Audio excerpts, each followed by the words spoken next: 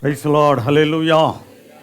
கர்த்தர் நல்லவர். இந்த நாளில் கர்த்தர் ஸ்தோத்திரம் உண்டார். தேவ சமூகத்துக்கு நேரம் வந்திருக்கிறீர்கள். ஸ்தோத்திரம். எவ்வளோ பேர் காலையில் இன்னைக்கு டிஃபன் பண்ணாமல் வந்திருக்கீங்க? கைகளை உயர்த்தி அல்லேலூயா சொல்லுங்க. வேறு விதமாக கேட்டுக்கணுமோ? சாப்பிட்டு வந்தவங்க எத்தனை பேர் கை உயர்த்துங்க அப்படின்னா சரியாக சொல்லியிருப்பீங்களா? உஷாராக தான் இருக்கிறாங்க எல்லாம். ஆமாம், ஒவ்வொருத்தரும் எப்படி அப்படி தான் இருக்கணும். ஆனால் உண்மையை சொல்லுங்கள். ஸ்தோத்திரம், நல்லா இருங்க. கர்த்தர் ஏன்னா காலையில் இன்னைக்கு உபவாச நாள் வேறு, வெள்ளிக்கிழமை. அதே சமயத்தில் விசேஷ நாள். இன்னைக்கு உபவாசம் இருந்து தான் இந்த சின்ன பிள்ளைகள்லாம் இங்கேயே நடக்குது. என்னது இங்கே என்னது ஸ்நாக்ஸ் ஓடுது. அவங்களும் சாப்பிட்டுக்கிறாங்க, பக்கத்தில் ஊட்டுறாங்கன்னு நினைக்கிறேன். சரி சரி. சின்னவங்க இவங்களுக்கு விதி விலக்கு. யாருக்கு? உனக்கு கூட இல்லை. சரி, என்ன 10 வயசு ஆகலை? ஆயிடுச்சா? இன்னும் ஆகலையா? சரி, 8 வயசு எத்தனை வருஷம்? சரி, அதனால பரவாயில்ல. 10 வயசுக்குள்ளனால உங்களுக்கு பரவாயில்ல. ஆமாம், 10 வயசுக்கு மேலே இருக்கிறவங்களுக்குலாம் என்ன இது அனுமதி இல்லை. ஸ்நாக்ஸ் சாப்பிட்றதுக்கு அனுமதி இல்லை. ஆமாம், காலையில் என்ன பண்ணணும்? உபவாசிருந்து வரணும். வாலிப பிள்ளைகள்லாம் அப்படி நல்லா உபவாசித்துக்கு பழகிக்கொள்ளுங்க.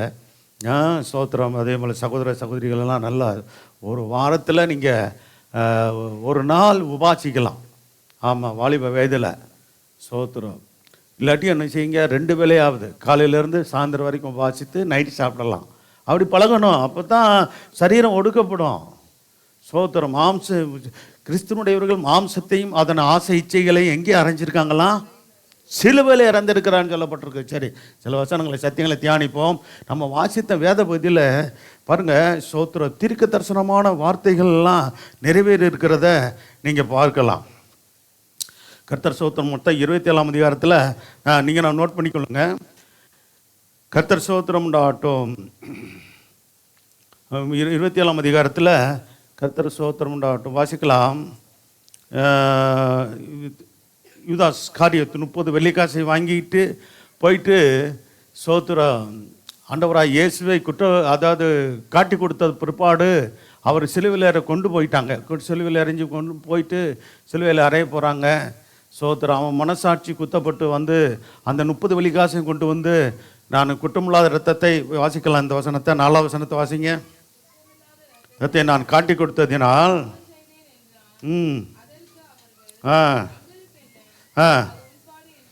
பார்த்தீங்களா என்ன ரத்தத்தை காட்டி கொடுத்தேன்னு சொல்கிறாரு.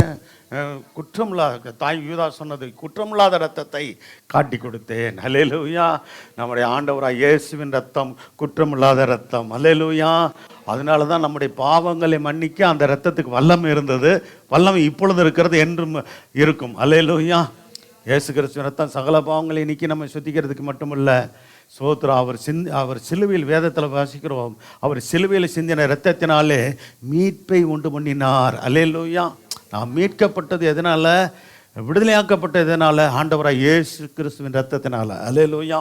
சரி, அப்போ ஸ்தோத்திரம். அவன் என்ன செஞ்சானா? இந்த 5ஆம் வசனம் அது பழைய ஏற்பாடு புத்தகத்தில் இருக்குது. அவன் கொண்டு போய் என்ன பண்ணான்னா, அதாவது காசை என்ன செய்வான்? காட்டி கொடுக்குறவன் தேவாலயத்தில் எரிந்து விடுவான். அதை எடுத்துக்கொண்டு போய் கொயவனுடைய நிலத்தை கொள்ளுவார்கள் என்று சகரியா புத்தகத்தில் இருக்குது. சரி, நமக்கு நேரம் இல்லை. ஸ்தோத்திரம். அந்த வார்த்தைகள் மட்டும் வாசிக்கலாம். 5ஆவது வசனம். அப்பொழுது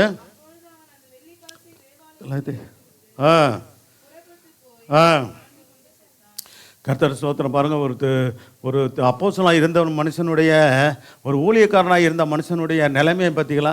4 உண்டு சாகிறது. எவ்வளோ வேதனையான காரியம். கர்த்தர் ஸ்தோத்திரம் உண்டாகட்டும்.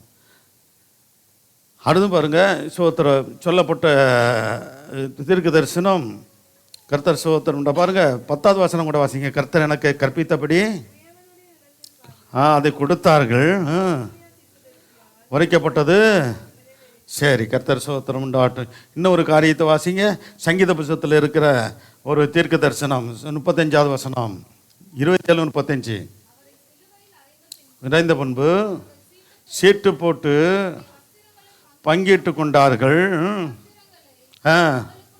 பங்கிட்டு போட்டார்கள் என்று தீர்க்க தரிசனால் யார்? அந்த தீர்க்க தரிசி யார்? தாவீது.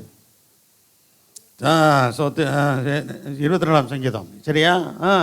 இங்கே பாருங்க, தாவீதின் பேர் சொல்லப்படல, தீர்க்கதரிசின்னு சொல்லப்பட்டிருக்கிறது. ஆனால் இங்கே அப்போ வேதம் நமக்கு தெளிவாக வேதத்தில் நீ சில இடங்களில் பார்த்தீங்கன்னா தாவீது தீர்க்கதரிசி என்று சொல்லப்பட்டிருக்கிறது. உண்மைதான், தீர்க்கதரிசி தான் என்பதில் சந்தேகம் இல்லை.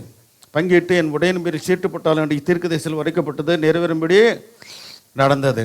இன்னொரு காரியம், இந்த வாசிங்க, இதுவும் நான் 22ஆம் சங்கீதத்திலாம் இருக்கா? 46ஆம் வசனம், 9ஆம் மணி நேரத்தில்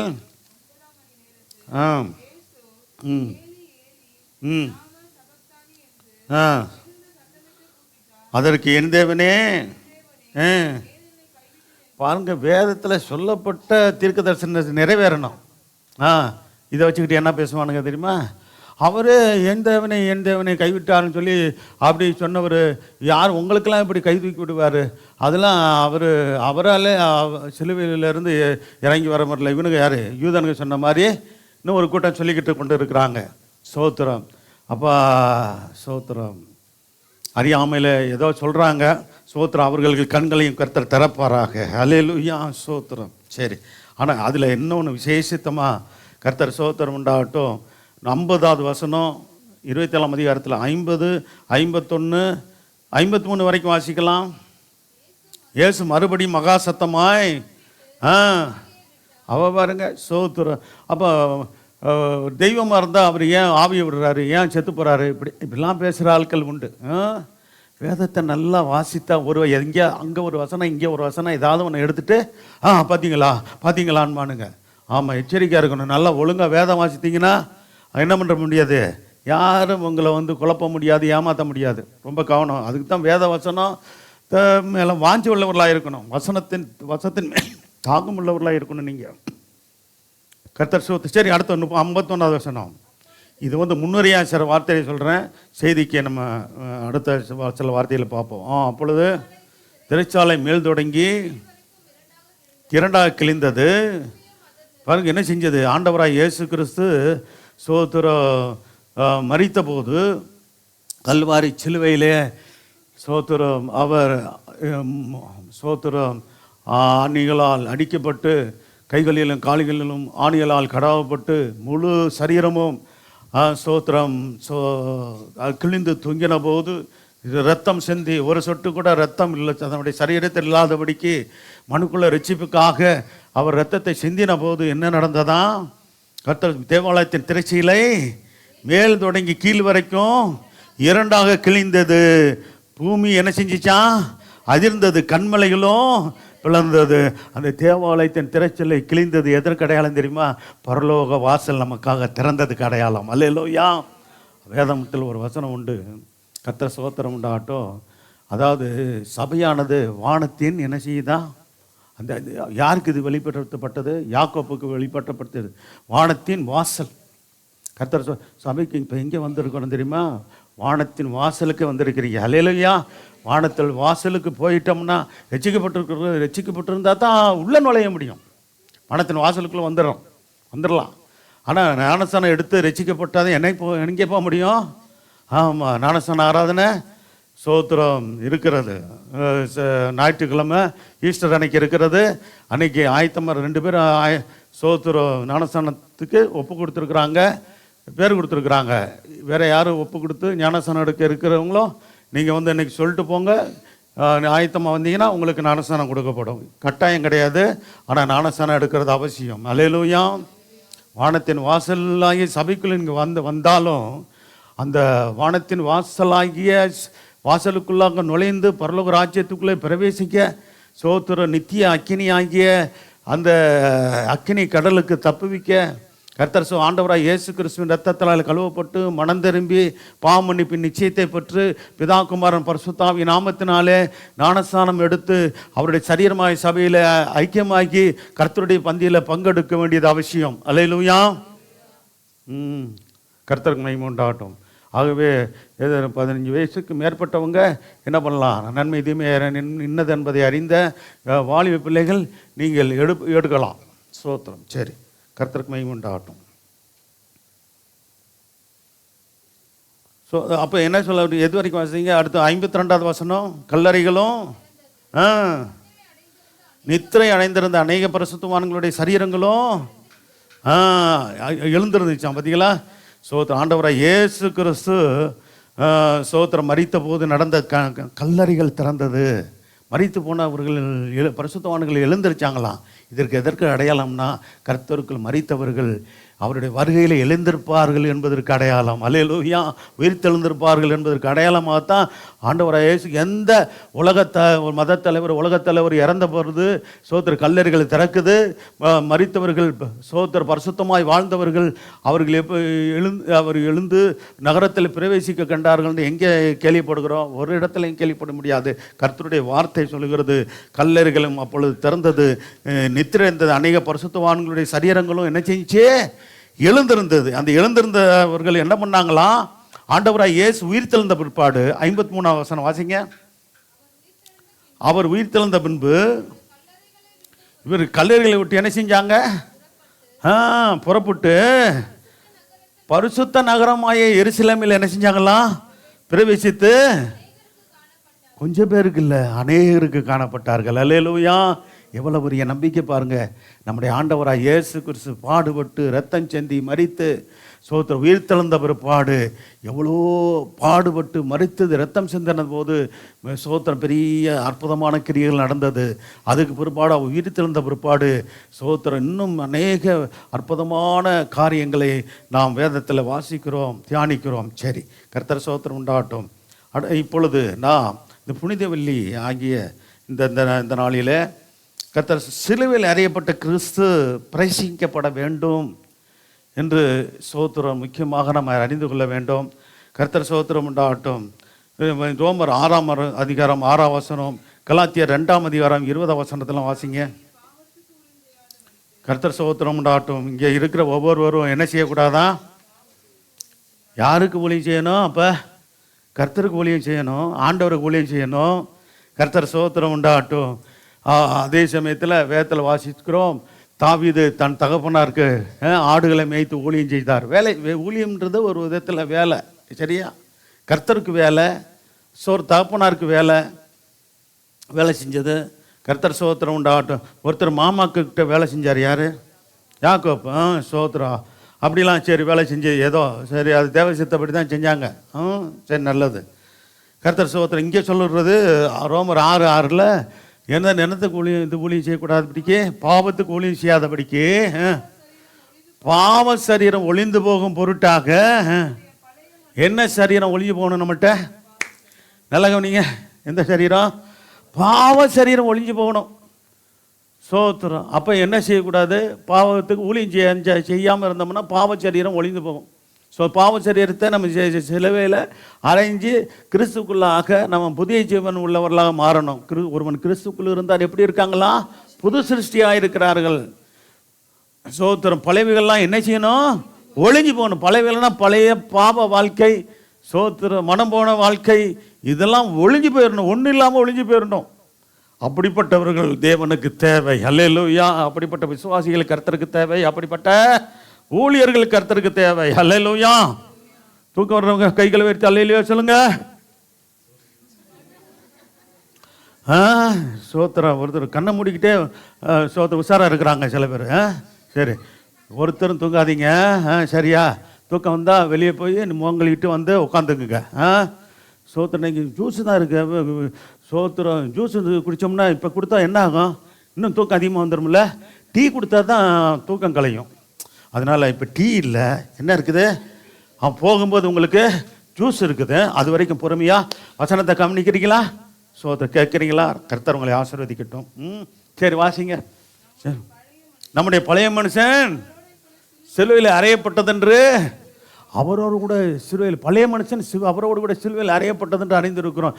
பாருங்க, அப்போஸ்தலனாகிய பவுலுடைய அந்த நிருபங்களில் எவ்வளவு அருமையாக தேவனுடைய சத்தியங்களை அவர் விளக்கி சொல்ல ஆவியானவர் அவருக்கு உதவி செஞ்சிருக்கார். பாருங்க, எழுத விளக்கி சொல்ல.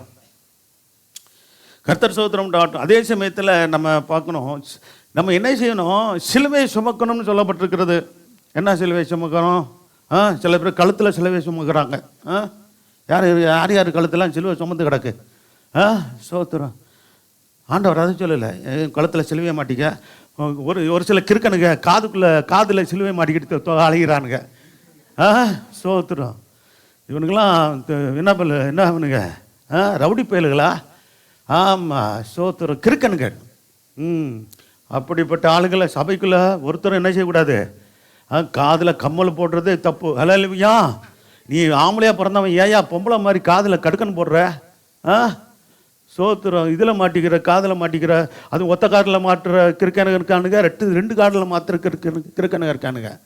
சோத்திரம். பொம்பளை பிள்ளைங்களுக்கு சரி காதில் கம்மலை போட்டு ஓட்டையை போட்டுருக்குறாங்க. சரி, அது உங்களுக்கு அழகாக தெரியுது, போட்டுக்குங்க, பரவாயில்ல. அல்லேலூயா. இப்போ நல்லா கவனிங்க. ஆண்டவர் சோத்திரம் நம்ம ஆண்களுக்கோ பெண்களுக்கோ சோத்திரம் ஓட்டை இருக்கணும்னு நினச்சிருந்தா பிறக்கும் போதே ஓட்டையை போட்டு அனுப்பிச்சிருப்பாரா இல்லையா? சிந்திச்சு பாருங்களேன். ஆனால் நம்ம தான் என்ன பண்ணுறோம்? ஆமாம், காதில் மட்டுமா ஓட்டையை போடுறோம், மூக்களையும் ஓட்டையை போட்டுருவோமே. 2 மூக்களையும் போட்டிருக்கோம்னா நான் போட்டுக்கிறவங்க சொல்கிறேன். சோத்திரம். சரி, இதை இப்போ பெண்கள் போட்டுக்கிறீங்க, நம்ம ஒன்று சொல்கிறதுக்கு இல்லை. சோத்திரம். ஆம்பளை ஒருத்தரை நினைச்சக்கூடாது. ஆமாம், ஒரு காதுலையோ 2 காதுலையோ ஆமாம் நீ போட்டிருந்தீன்னா ஆமாம் கழட்டிட்டு தான் என்ன பண்ணணும், அதோடு தூக்கி தலையை மொழிகிட்டு இங்கே வந்துரு, உள்ளே வந்துரு. சோத்திரம். கர்த்தர் நல்லவர். ஆமாம், சில பேரில் அப்படியே பெற்றோருக்கு விட்டுறது. சோத்திரம். கிறிஸ்தவனை பிறந்தவன் கிறிஸ்தவனை வாழ்றது இல்லை. அன்னைக்கு கிறிஸ்துக்களும் மறுபடியும் பிறந்தவங்கள கிறிஸ்தவமாக வாழ்கிற எப்படியா சில பேர் பாருங்கள், பிள்ளைகளை எப்படி வளர்க்குறாங்கன்னா, மனம் போல உங்க ஆசைப்பட்டது மாதிரி இருந்துக்கப்பா, ஆசைப்பட்டது போல் வளர்ந்துக்கப்பா அப்படின்ட்டு அவன் சோத்திரம். ஆமாம், பொம்பளை பிள்ளைங்க லெக்கின்ஸ் போடுறானுங்க. இப்போ ஆம்பளை பசங்களும் லெக்கின்ஸ் போடுறானுங்க. சோத்திரம். அதுவே இதெல்லாம் கொஞ்சம் பொறுத்துக்கங்களேன் அப்படின்றீங்களா? சரி, பொம்பளை பிள்ளைங்க இதை. ஆனால் அதே சமயத்தில் கொஞ்சம் நல்ல மறைவாக நல்ல ஒரு பக்தி, அதாவது பக்தி விருத்திக்கு ஏதுவாக உங்களுடைய காரியம் இருக்கணும். அல்லேலூயா. ஆமாம், நான் வஸ்திரங்களை எப்படி உடுத்தணும்? ஆமாம், சோத்திரம். சிலதுக்கு ஒரு காலத்துலலாம் பார்த்தீங்கன்னா யாரெல்லாம் துப்பட்டா வச்சுருக்கிறது எல்லாம் போட்டிருக்கீங்களா? இப்போ போட்டிருக்கிறீங்க. வெளியே போகும்போது இன்னொரு ட்ரெஸ் இருக்குது, துப்பட்டாவை தூக்கி போட்டு என்னது ஆமாம் நெஞ்சை நிமித்திட்டு வராங்க அன்னைக்கு. அம்மா, பொம்பளை பிள்ளைங்களுக்கு ஒரு அடக்க ஒடுக்கம் தேவையம்மா. ஆமாம், சோத்திரம். பெண்கள் என்ன பண்ணுறாங்க? சரி, சோத்திரம். நீங்கள் இது போட்டிருக்கிறீங்க. இங்கே வரும்போது பிள்ளைங்க இந்த சின்ன சின்ன பிள்ளைகளை விடுங்க. சோத்திரம். ஆம்பளை பிள்ளைங்க பொம்பளை பிள்ளைகள்லாம் நீங்கள் என்ன பண்ணுறீங்க? ஆம்பளைங்க சும்மா நாங்கள் இப்போ போட வேண்டிய அவசியம் இல்லை. எங்களுக்கு தேவையா? எது துப்படா எங்களுக்கு தேவையில்லை, உங்களுக்கு தேவை இருக்குதா? உங்கள் சோத்திர உங்களை நீங்கள் மறைத்து கொண்டு பக்தி உள்ள ஸ்திரீகளுக்கு ஏற்ற நடக்கையா உங்களுக்கு நடக்க இருக்கணுமே, இருக்குதா? சோத்திரம். அதாவது சபையில் நல்ல நல்ல சத்தியங்களை கற்றுக்கொண்டு இதை நீங்கள் நல்ல பக்தி அது தகுதியான வஸ்திரத்தினால் என்ன செய்யணுமா? தேவனுடைய பிள்ளைங்கள் பெண் பிள்ளைங்க உங்களை நீங்கள் அலங்கரித்துக் கொள்ளுங்க என்று சொல்லப்பட்டிருக்கிறது. தகுதியான வஸ்திரங்க. அதனால் இப்போ நீங்கள் இப்போ நான் சொல்கிறது அப்படியே இருக்குதா இல்லையா? இன்றைக்கி சில ட்ரெஸ் இருக்குதா இல்லையா? அதுக்கு என்ன ட்ரெஸ்ஸு நீங்கள் சொல்லுங்களேன், நான் அப்படியே மனசில் வச்சுக்கிறேன். அடிக்கடி சொல்கிறதுக்கு வசதியாக இருக்கும். என்னது என்ன ட்ரெஸ் இது? எது புரியுதா? என்ன இப்படி சொல்கிறீங்க? இது துப்பட்டா இல்லாமல் இப்போ சும்மா பிளேனாக போட்டுக்கிட்டு தெரியுதுங்களே சிலது. தெரிஞ்சும் சொல்ல மாட்டேங்குதுங்களே. தெரியாதா? சரி, கண்டுபிடிச்சி சொல்கிறேன்.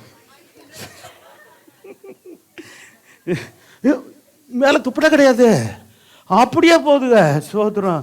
ஆமாம், சில வாலிப பிள்ளைங்க தான் போதும் பார்த்தா, அப்போ கல்யாணம் ஆனது கூட சிலதுக்கு போகுதுங்க அப்படியே. சரி, இதெல்லாம் தப்பு. நான் என்ன சொல்கிறேன்னா, சோத்திரம், இதெல்லாம் ஏன் கவனிக்கிறீங்கன்னு கேட்காதீங்க. நம்ம எதுக்கு சொல்கிறதுனா, மற்றவங்க எப்படி இருந்துட்டு போட்டோம், சவ பிள்ளைங்க எப்படி இருக்கணும். சோத்திரம். நீங்கள் நான் சொல்கிறது கவர்ச்சியை காட்டி மற்றவங்கள் சோத்திரம் இடறதுக்கு நீங்கள் காரணமாக இருக்கக்கூடாதுன்னு வேதம் சொல்கிறது. அப்படி இருந்தாலும் அது பாவமாகும். நான் சத்தியத்தை சொல்லிடுறேன், ஊழியக்காரன். இப்போ சொல்லும் போது தான் கொஞ்சம் அப்படியே இவ்வளோ சிரிச்சுக்கிட்டு இருந்தீங்க, இப்போ ஒரு மாதிரி ஆகுறீங்களே. சோத்திரம். ஆமாம், சோத்திரம். அதாவது பெண்களிடத்தில் என்ன இருக்கணுமா? அச்சம், ஞானம், அதாவது ஆமாம் அந்த இதெல்லாம் இருக்கணுமா? ஒரு காலத்தில் இருந்துச்சு, இப்போ இருக்குதா? என்னது? ஆமாம், தலையை குனிஞ்சு சோத்திரம் ஆம்பளைகளை பார்த்தா மற்றவங்களை பார்த்தா அப்படி தலை குனிஞ்சு போன காலம்லாம் உண்டு. இப்போ எப்படி இப்போ வர்றாங்க? சோத்திரம் வீரப்பெண் நாக்கும், நாங்கள் சிங்க பெண்ணாக்கணும்ல இருக்கிறாங்க. ஏமா அவங்க சின்ன இதெல்லாம் உங்கள் வீராப்பு இதெல்லாம் இதில் காட்டுங்க, உங்கள் படிப்பில் எதில் காட்டுங்க? ஆமாம், ஆண்களை போல் நல்ல வேலை செய்ய உழைக்கிறதுக்கு இதெல்லாம். ஆமாம், நிறைய படிச்சிருக்கிறீங்க, ஆண்களுக்கு நிகராக வர்றீங்க, எல்லாம் சந்தோஷம் சந்தோஷம். ஆனாலும் கூட கர்த்தருடைய பிள்ளைகளுக்குன்னு சில ஒழுங்குகள் இருக்கிறதுக்கு தான் வேணும் சொல்லுதான். ஒழுங்கு இருக்குது, அந்த ஒழுங்கை கடைபிடிங்க, கர்த்தர் உங்களை ஆசீர்வதிப்பார். அல்லேலூயா. அதில் நல்ல உடையை கொடுத்துங்க, சோத்திரம் உங்களுக்கு பிடிச்ச கலரை கொடுத்துங்க, அதெல்லாம் நாங்கள் தடை சொல்லலையே. ஆனால் நீங்கள் சோத்திரம் உங்களுடைய உடலை என்ன பண்ணக்கூடாது, வெளியே காட்டி கவர்ச்சியாக மற்றவங்க என்னை நீ பார்க்கணும், இது போகும்போது பார்க்கணும், வரும்போது பார்க்கணும் அப்படின்ற எண்ணத்தோடு உடுத்துவீங்கனால் அது பாவமாய் காணப்படும். அல்லேலூயா. சரி, போதும். சரி, இப்போ பாருங்க, கர்த்தர் சோத்திரம். இப்போ பாருங்க, சிலுவை சுமக்கணும்னா லூக்கா 9:23, லூக்கா 14:27 வாசிங்க. லூக்கா 14:27.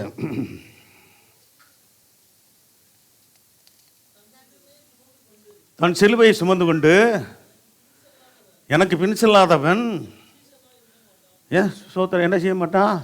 ஆமாம், தன் சிலுவையை சுமந்து கொண்டு எனக்கு பின் செல்லாதவன் எனக்கு சீசனாக இருக்க முடியாதுன்னு ஆண்டவர் சொன்னார். நல்லா செய்யுங்க. சோத்திரம் என்ன போல ஒரு சிலுவை சுமந்து கொண்டு நீங்கள் என்ன பண்ணுங்க? ஆமாம், நீங்கள் சோத்திரம் உங்கள் வாழ்க்கையை நடத்துங்க அப்படின்னு சொல்லல ஆண்டவர். தன் சிலுவையை சுமந்து கொண்டு. சில பேர் தப்பாக புரிஞ்சுக்கிட்டு இயேசுநாதரை சிலுவை சுமந்தாருன்னு சொல்லிட்டு பிலிப்பீன்ஸ் தேசத்தில் ஒரு பழக்கம் உண்டு. என்ன தெரியுமா? இந்த மாதிரி சமயத்தில் சோத்திரம் சிலுவையில் தொங்க விட்டுவா போய் அப்படி கொஞ்ச நேரம் அவங்க என்ன பண்ணுவாங்களா? ஆமாம், கட்டி தொங்க விடுறது, இல்லாட்டி கையில் ஆணி கடக்கிற மாதிரி அப்படியே தொங்குறது. இப்படி சொன்னார் ஆண்டவர். ஆண்டவர் சொல்லாதெல்லாம் செஞ்சுக்கிட்டு சோத்திரம் அது இந்த ஒரு பழக்கத்தை வச்சுருக்கிறாங்க அந்த ஊரில். கிறிஸ்தவங்க தான், ரோமன் கத்தோலிக்கர்கள் தான் அங்கே அதிகம் அந்த தேசத்தில். பாருங்கள், பாரம்பரியங்கள், தேவையில்லாத என்னது சடங்காச்சாரங்கள், இதெல்லாம் வேதம் என்ன சொல்லுதோ. தன் சிலுவை எடுத்துக்கொண்டோன்னா நம்முடைய வாழ்க்கையில் சோத்திரம் என்னது பலவிதமான போராட்டங்கள் வரும், கஷ்டங்கள் வரும், துன்பங்கள் வரும், வேதனைகள் வரும், பாடுகள் வரும், சோதனைகள் வரும். இவைகளை மத்தியில் இவைகளை நாம் என்ன பண்ணுறது? நாம் சுமந்து கொண்டவர்களாய் அதே சமயத்தில் இதிலிருந்து நமக்கு ஜெயம் கொடுக்குற தேவனை சார்ந்து அதிலிருந்து விடுதலையாகி ஆசீர்வதிக்கப்படணும். அல்லேலூயா. இதுக்கு தான் தன் சிலுவையை சுமந்து கொண்டுன்னு சொன்னார் ஆண்டவர். சோத்திரம். அதனால் என்ன செய்யக்கூடாது? இப்போ மேரேஜ் பண்ணியிருப்பீங்க, கர்த்தருடைய பிள்ளைங்க. சிலருக்கு அந்த கிறிஸ்தவர்களுக்கு அடையாளமாக ஒரு கிராஸ் போட்டிருப்பாங்க, அது இருக்கட்டும். ஆனால் அதில் உருவம் பதிக்கிற மாதிரி காரியங்கள் செய்யக்கூடாது. டாலர் மாதிரி போட்டுக்குருவாங்க, அதெல்லாம் நான் தப்புன்னு சொல்ல வரல. அதெல்லாம் நீங்கள் ஒரு கிறிஸ்தவர்களுக்கும் மற்றவர்களுக்கு ஒரு வித்தியாசத்துக்கு அப்படிலாம் நீங்கள் சோத்திரம் அப்படி இந்த நகை போட்டுருக்கிறவங்களும் சொல்கிறேன். நகை போடாதவங்க இப்போ யாரும் கிடையாது இல்லையா? நகை போட்ட ஒரு சூழ்நிலைக்கு வந்துச்சு. ஒரு காலத்தில் நகை போடாத ஆண்டவருடைய பிள்ளைங்களாக இருந்தாங்க. ஏப்பா பேசுகிறீங்களே? பேசக்கூடாதுப்பா, பேசக்கூடாது, யாரும் பேச. சரி, அடுத்து பாருங்கள், லூக்கா 14:27 வாசிங்க. லூக்கா 14:27 வாசாச்சா? லூக்கா 9:23. 14:23. எப்பா 9:23 வாசிச்சாச்சு. 14:27 சாரி, லூக்கா 14:27 வாசாச்சு. அதான் முதல்ல வாசித்ததா? லூக்கா 9:23 இது பின்பு அவர் எல்லாரையும் நோக்கி, ஒருவன் என் பின்னே வர விரும்பினால் அவன் தன்னைத்தான் வெறுத்து, பாருங்க, தன் சிலுவையை அனுதினமும் என்ன செய்யணும்னு சொன்னார்? சுமந்து கொண்டு. சிலுவைன்னு இப்போ புரியுதா? நம்முடைய இது பூமிக்கிற வாழ்க்கையில் வருகிறதான விசுவாச போராட்டம், சோத்திரம், எல்லா விதமான சோத்திரம் பாவ போராட்டம் வந்தாலும் அவைகள் மத்தியில் ஜெயம் எடுக்கக்கூடிய அந்த சோத்திரக்கு தேவனிடத்தில் கிருபை பெற்றுக்கொள்ளணும். சோத்திரம். அப்போ சோத்திரம் பாடு, உபத்திரம், துன்பம், வேதனை, சோத்திரம், பல விதமான நெருக்கங்கள், இவைகளை மத்தியில் தேவனுக்கு சாட்சியாக வாழ வேண்டிய அவசியத்தை குறிக்கிறது. அவைகள் மத்தியில் தேவனுக்காக நிற்கிற ஒரு காரியம். அதனால தான் சொன்னார், தினமும் நமக்கு வாழ்க்கையில் போராட்டம் இருக்குது இந்த பூமியில். சோத்திரம். நம்ம இந்த பூமியில் நம்ம கடந்து போகிற வரைக்கும், கண்ணு மூடுற வரைக்கும் நமக்கு இந்த பூமியில் எல்லாருக்குமே என்ன ஒன்று இருக்குது? அவர்களுக்கு நியமித்த பாடுகள் இருக்கிறது. அவர்களுக்குன்னு தேவன் வைத்திருக்கிறதான சோத்திரம் கடமைகள் இருக்கிறது, பொறுப்புகள் இருக்குது, அதில் நம்ம நிறைவேற்ற வேண்டியது இருக்குது. கர்த்தர் ஸ்தோத்திரம் உண்டாகட்டும். ஒரு குடும்பத்தில்னா அது பொறுப்பு இருக்கும், பெற்றோர்களுக்கு பொறுப்பு இருக்குது, ஸ்தோத்திரம் பிள்ளைகளுக்கு பொறுப்பு இருக்குது, ஊழியர்களை எங்களுக்கு இன்னொன்று பொறுப்பு இருக்குது, அதை நாங்கள் நிறைவேற்றணும். உங்களுக்குள்ள பொறுப்பை நீங்கள் நிறைவேற்றணும். ஆவிக்குரிய வாழ்க்கையில் செய்ய வேண்டிய பொறுப்புகளை ஒவ்வொருவரும் நிறைவேற்றணும். இப்படிலாம் இருக்குது. இதெல்லாம் நம்ம செய்யணும். அடுத்து பார்த்தீங்கன்னா 1 கொரிந்தியர் 1:23 1 கொரிந்தியர் 2:2 வாசிங்க. நாங்களோ அப்போஸ்தலனாகிய பவுல் சொல்றார், நாங்களோ ஊழியர்களாகிய நாங்களோ சிலுவையில் அறையப்பட்ட கிறிஸ்துவை பிரசங்கிக்கிறோம். சிலுவையில் அறையப்பட்ட நம்ம ஆண்டவராக இயேசுவை பிரசங்கிக்கணும். இன்னைக்கு அதுதான் முக்கியமான செய்தி. பிரசங்கிக்கிறீங்களா? நீங்கள் ஆண்டவர் குறித்து சொல்கிறது தான் பிரசங்கிக்கிறது. சோத்திரம். சரி, இந்த நேரத்தில் கர்த்தருடைய வார்த்தையை பிரசங்கிக்கிறது அது ஒரு பகுதி. நாங்கள் இப்போ ஊழியர்கள் நாங்கள் இருக்கிறோம், பிரசங்கம் பண்ணுறோம். சரி, அதே சமயத்தில் வெளியே நீங்கள் என்ன பண்ணலாம்? ஆமாம், டாக்ஸ் கொடுத்து நீங்கள் ஆண்டவர் இயேசு ஜீவிக்கிறார், இயேசு நல்லவர், இயேசு ரட்சிக்கிறார், சோத்திரம், இயேசு உங்கள் பாவங்களை மன்னிப்பார், சோத்திரம், ஆண்டவரை விசுவாசித்து உங்கள் உள்ளத்தில் ஏற்றுக்கொண்டு பாவத்திலிருந்தும் சாவத்திலிருந்தும் பிசாசன் படியிலிருந்தும் அடிமைத்தன வல்லமையிலிருந்தும் சோத்திரம் நரக அக்கினியின் பிடியிலிருந்து உங்களை தப்பித்துக் கொள்ளுங்கள் என்று சொல்லி பிரசங்கிக்கணும், சுவிசேஷம் சொல்லணும். அவர் நாங்களே சிலுவையில் ஏற்பட்ட கிறிஸ்துவை பிரசங்கிக்கிறோம். அவர் யூதருக்கு எப்படி இருக்கிறாரா? இடர்லாம் பண்ணுறாரு ஆண்டவர்? இல்லை, அவன்கள் இடர்லாம் நினைக்கிறானுங்க. யார்? யூதர்கள் கிறிஸ்துவை இடர்லாம் பார்க்குறானுங்க. கிரேக்கருக்கு ஆமாம், கிரேக்க பெரிய ஞானத்தை அறியணும், உலகப்புறமான சோத்திரம் சகல விதமான காரியங்களை அறிந்திருக்கிற பெரிய ஞானியாக இருக்கணும் விரும்புகிறான். அவன் உலக ஞானம் அது தேவனுடைய பார்வையில் சோத்திரம் உலக ஞானம் மனுஷனுக்கு முன்பாக எப்படி இருக்கிறது? அது பாருங்க, சோத்திரம் என் தேவனுடைய ஞானம் பைத்தியமாக தெரியுது அவனுங்களுக்கு. ஆனால் உண்மையாகவே பைத்தியமானது எது தான்? உலக ஞானம்தான். சோத்திரம். சரி, கர்த்தருக்கு முன்னாடி என்னத்தை பிரசங்கிக்கணும் அப்படின்ற காரியங்களை நம்ம பார்க்க போகிறோம். சோத்திரம். அப்போஸ்தலர் புத்தகம் 2ஆம் அதிகாரம் 36-38 வசனத்தை வாசித்தா பாவ மன்னிப்பை குறித்து பிரசங்கிக்கணும். 1 கொரிந்தியர் 2:2 கூட வாசிச்சாச்சா? வாசித்தா ஒருத்தர் வாசிங்க, 2 பேரும் எடுத்து வச்சுக்கணும். அடுத்தடுத்து டக்கு டக்குன்னு வாசிக்கலாம். இயேசு கிறிஸ்துவை சிலுவையில் அறையப்பட்ட அவரையன்றி வேறொன்றை உங்களுக்குள்ளே அறியாது இருக்க. ஆமாம், கொரிந்திய சபையாரே, இயேசு கிறிஸ்துவை சிலுவையில் அறையப்பட்ட அவரையே அன்றி. ஆமாம், சிலுவைன்னு சொன்னாலே அங்கே இயேசு ஆண்டவர் வந்துடுறாரு. ஆமாம், அவரையே அன்றி வேறொன்றையும் உங்களுக்குள்ளே அறியாது இருக்க தீர்மானித்திருந்தேன். அந்த சிலுவையில் அறையப்பட்ட இயேசு ஆண்டவராய் இயேசுவினுடைய அந்த சிலுவை தியாகம், அந்த சிலுவையிலே அவர் கொடுத்த ஜீவன், சோத்திரம், மனுக்குல ரட்சிப்புக்கு அவர் சிந்தின ரத்தம், இன்றும் சோத்திரம் அவரை விசுவாசிக்கிற ஜனங்களுக்கு சோத்திரம் வேதம் சொல்கிறது. சோத்திரம், சிலுவை பற்றிய உபதேசம் கெட்டுப்பொருளுக்கு தான் எப்படி இருக்கான்? பைத்தியமாக இருக்கிறது. ரட்சிக்கப்பட்டா நமக்கோ அல்லது ரட்சிக்கப்படுகிறவர்களுக்கு அது எப்படி இருக்குது? தேவபலனா இருக்கிறது. சோத்திரம். கர்த்தர் நல்லவர். சரி, அப்போஸ்தலர் நடபடிகள் 2ஆம் அதிகாரம் இப்போ 36-38 வசனம். எதை பிரசங்கிக்கணும், என்னத்தை பிரசங்கிக்கணும் அப்படின் போது சில காரியங்கள் இருக்குது, அதை பார்க்கலாம். ஆகையால் நீங்கள் சிலுவையில் அறைந்த அந்த இந்த இயேசுவையே தேவன் ஆண்டவரும் சோத்திரம் தேவன் அப்பா சோத்திரம். அப்போஸ்தலனாகிய பேதுரு இந்த சோத்திரம் அந்த யூதர்கள் மத்தியில் இஸ்ரவேல் மத்தியில் பிரசங்கம் பண்ணும்போது சொன்னார், நீங்கள் சிலுவையில் அறைந்த அந்த இயேசுவையே தேவன் என்ன செஞ்சார்? ஆண்டவரும் கிறிஸ்துவும் ஆக்கினார். ஆண்டவர் ஆளுகிறவர். பிதாவாகிய தேவன் ஆண்டவராக இயேசுவை மெசியாவாக அனுப்பினார். நீங்கள் அவரை மெசியாவாக நீங்கள் ஏற்றுக்கொள்ளலை. மெசியாவாக சோதரர் வந்ததை நீங்கள் அறிந்து நீங்கள் சோதரம் நீங்கள் விசுவாசியாமல் புறக்கணித்தீர்கள் என்று சொல்லுகிறார். இயேசுவே தேவன் ஆண்டவரும் கிறிஸ்துவும் ஆக்கினார். அப்படின்னா மெசியா, கிறிஸ்துவனா மெசியா, அபிஷேகம் பண்ணப்பட்ட அர்த்தம் என்று இஸ்ரவேல் குடும்பத்தார் யாவருக்கு என்ன செய்ய வேண்டும்? நிச்சயம் அறிய கடவர்கள் என்று சொன்னாங்க. சரி, அடுத்து 38 வசனம் வரைக்கும். இதெல்லாம் அவர்கள் கேட்ட பொழுது என்ன செஞ்சாங்க? ஆமாம், இருதயத்தில் கர்த்தருடைய வசனத்தை சொல்லும்போது உங்கள் இருதயம் குத்தப்பட்டு சோத்திர உணர்த்தவிக்கப்படணும். அல்லேலூயா. நாங்கள் நல்லா கவனிங்க, நாங்கள் சத்தியத்தை, தேவனுடைய வார்த்தையை பிரசங்கிக்கிற நோக்கம் வந்து உங்கள் இருதயத்தில் தேவனுடைய வசனம் குத்தப்பட்டு அதாவது சொல்லப்போனால் உணர்த்தப்பட்டு நீங்கள் கர்த்தருக்குள் இன்னும் வளர வேண்டும் என்பதற்காகத்தான் கர்த்தருடைய வசனம் போதிக்கப்படுகிறது. அல்லேலூயா.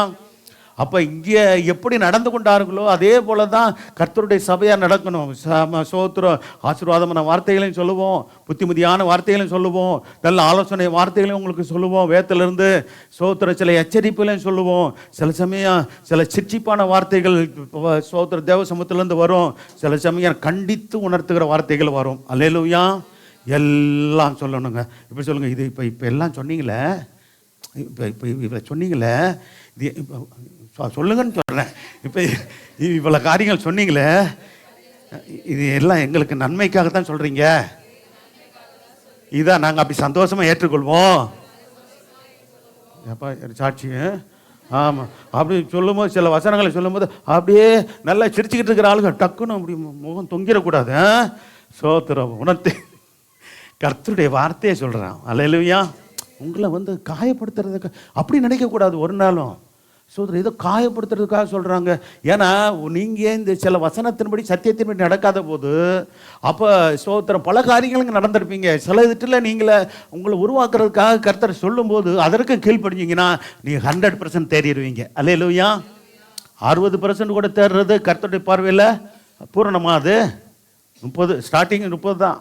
புதிதாக ரசிக்கப்படுறவங்க 30 தான் வருவாங்க. அடுத்து 60 வந்து சோத்திரம் 60. ஆமாம், அதுவும் பத்தாது. தேவனுடைய பார்வையில் மனவாட்டியாய் மாற முடியாது. சோத்திரம் 100% மாறினா தான் நீங்கள் மனவாட்டி சபை, நானும் மனவாட்டி சபை. அல்லேலூயா. நானும் நீங்களும் மனவாட்டி சபையாய் கர்த்தருக்குள் தேறினவர்களாய் கர்த்தருடைய வருகைக்கு எப்போதும் காத்திருக்கணும். அல்லேலூயா. சோத்திரம் அந்த நாளில் நல்ல தீர்மானத்தோடு கூட நம்ம ஒப்பு கொடுப்போம். கர்த்தர் நம்மை ஆசீர்வதிப்பாராக. கர்த்தர் சோத்திரம் உண்டாகட்டும். சரி, அப்படியே இருதயத்தில் குத்தப்பட்டவர்களாய் பேதுருவையும் மற்ற அப்போஸ்தலரையும் பார்த்து என்ன செஞ்சாங்க? சகோதரரே, நாங்கள் என்ன செய்ய வேண்டும் என்று கேட்டார்கள். பார்த்தீங்களா? அப்போ ஒரு சிலர் சோத்திரம். ஆனால் கர்த்தர் சோத்திரம் வேதத்தில் ஒரு காரியம் இருக்குது. சோத்திரம் இன்னும் ஒரு இது நம்ம அப்போஸ்தலர் புத்தகத்திலே வாசிக்கும் போது ஸ்தேவான் நல்ல ஒரு பிரசங்கம் பண்ணுறாரு. யார் அவர்? ஒரு சோத்திரம், அவர் ஒரு விசுவாசிக்கு அடையாளம். மேற்கொண்டு அவரை பார்த்தீங்கன்னா அவர் எப்படிப்பட்டவராக இருந்தாருன்னா சோத்திரம் பந்தி விசாரிப்பு ஊழியத்தில் சோத்திரம் ஒரு உதவிக்காரராக இருந்தார். உதவிக்காரர் ஊழியம் செய்கிற ஒரு விசுவாசி. கர்த்தர் சோத்திரம் உண்டாகட்டும். அப்படி அவர் சோத்திரம் நல்ல ஒரு சத்தியம் தெரிஞ்சு கர்த்தருடைய வார்த்தைகளை சொல்லி அவர்களுக்கு வந்து அந்த இஸ்ரவேலர்களுக்கு அந்த யூதர்களுக்கு புத்திமதி சொல்கிறாரு. சோத்திரம் அவர்களுடைய இந்த கடினமான இந்த இருதயம் அவர்கள்ட்ட போக முடியாது. அவர் வார்த்தைகளை சொல்கிறாரு, பேசுகிறாரு. ஆனால் என்ன நடந்துச்சான்? கர்த்தர் இதுக்கு சோத்திரம் இது அவருடைய அந்த பிரசங்கத்தில் வீட்டில் போய் வாசிங்க. அப்போஸ்தலர் புத்தகம் 7ஆம் அதிகாரத்திலேருந்து இருக்குது. 7ஆம் அதிகாரத்தில் அருமையான வார்த்தைகள் அவர் சொன்ன வார்த்தைகள்லாம் இருக்குது. சரி, சோத்திரம் இப்போ வாசிங்க. இன்னும் 54, 55 இவைகளை அவர்கள் கேட்ட பொழுது என்ன வந்துச்சு? கர்த்தருடைய வார்த்தை பிரசங்கிக்கிற மனுஷனுக்கிட்ட கர்த்தருடைய மனுஷனுடைய அந்த வசனத்தை கேட்கும்போது ஒரு கூட்டத்தார் எப்படி கேட்டாங்க? அப்போஸ்தலர் புத்தகம் எதில் எத்தனாவது அதிகாரத்தில் இருக்குது? அது 2ஆம் அதிகாரத்தில். அவர்கள் உணர்ச்சிப்பட்டு என்ன செஞ்சாங்க? இறுதியில் குத்தப்பட்டு நாங்கள் என்ன செய்ய வேணும்னு கேட்டாங்க. இவங்க என்ன கேட்டாங்களா? கேட்கல. என்ன அதுக்கு பதிலாக என்ன செஞ்சாங்களா? மூர்க்கம் அடைந்து. சரி, என்ன பண்ணாங்களாம்? அவனை பார்த்து இந்த பழக்கெல்லாம் உண்டா? மூர்க்கம் அடைஞ்சா அடுத்து என்ன வரும்? பல்ல கடிப்பீங்க.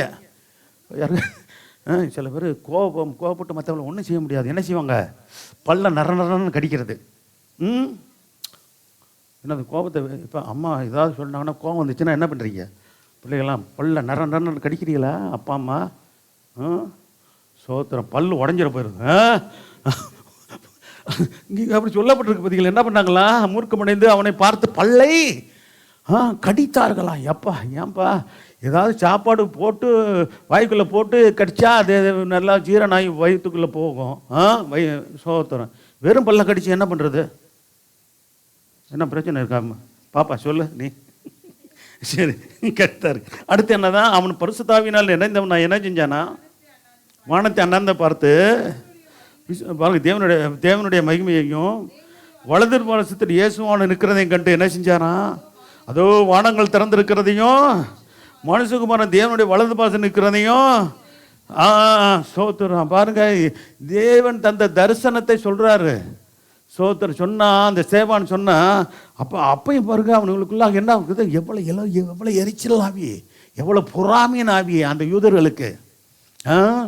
எப்படி எதிர்த்து நிற்கிற சோத்திர கர்த்தருடைய வார்த்தையை சொன்னா அதற்கு கீழ்ப்படிஞ்சு ஒப்பு கொடுக்கறதுக்கு பதிலாக எதிர்த்து நின்று பேசுகிற காரியங்கள் பார்க்குறோம். பார்த்தீங்களா, நிற்கிறதையும் கண்கிறேன். அப்பொழுது அவர்கள் உரத்த சத்திரமாய் கூக்குரலிட்டு என்னெல்லாம் பண்ணுறானுங்க பார்த்தீங்களா.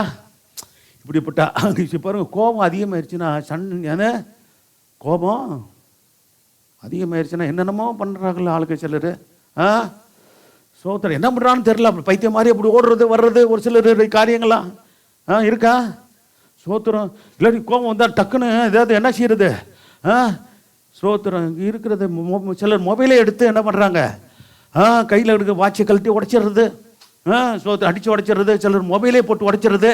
ஆமாம், உனக்கு பாவம் செய்ய தூண்டுதா, சோத்திரம் தொந்தரவு கொடுக்குதா, போட்டு உடைச்சிக்க, பரவாயில்ல, அது செஞ்சிடலாம், பரவாயில்ல. அப்படி யாருக்காவது சோத்திரம் இப்போ சொல்கிறேன், மொபைல் உங்களுக்கு நல்ல விதமாக பரிசுத்தத்துக்கு ஏற்ற விதமாக அது துணை செய்கிற மாதிரி இருந்தால் வச்சுக்கொள்ளுங்க. இல்லாட்டி இங்கே ஒன்றும் இல்லை, நீங்கள் இப்போயே சொல்கிறேன், போய் உடைச்சிடலாம். இல்லாட்டி போகும்போது உடைச்சிட்டு போயிருங்க. என்னது, நாங்கள் அவ்வளோ காசு கொடுத்து வாங்கியிருக்கிறோம், உடப்போம்மா. சோத்திர பரிசுத்தத்துக்கு உதவியாக இருக்கணும்.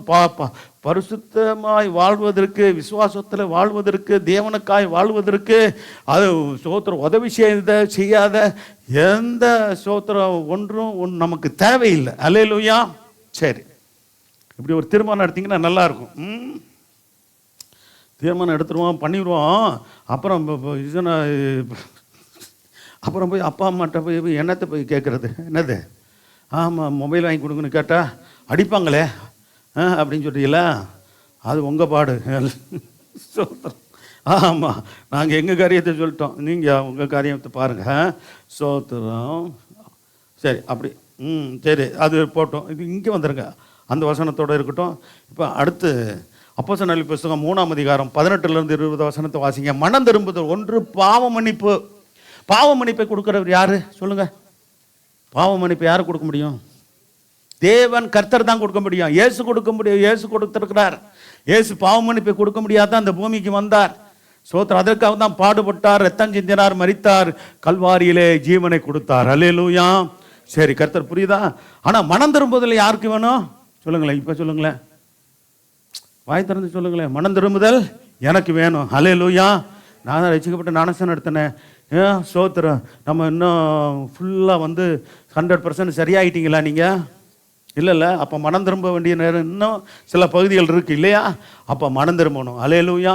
என்னென்ன காரியங்கள் எல்லாம் இன்னும் ஆண்டவர்கிட்ட கேட்கணுங்க.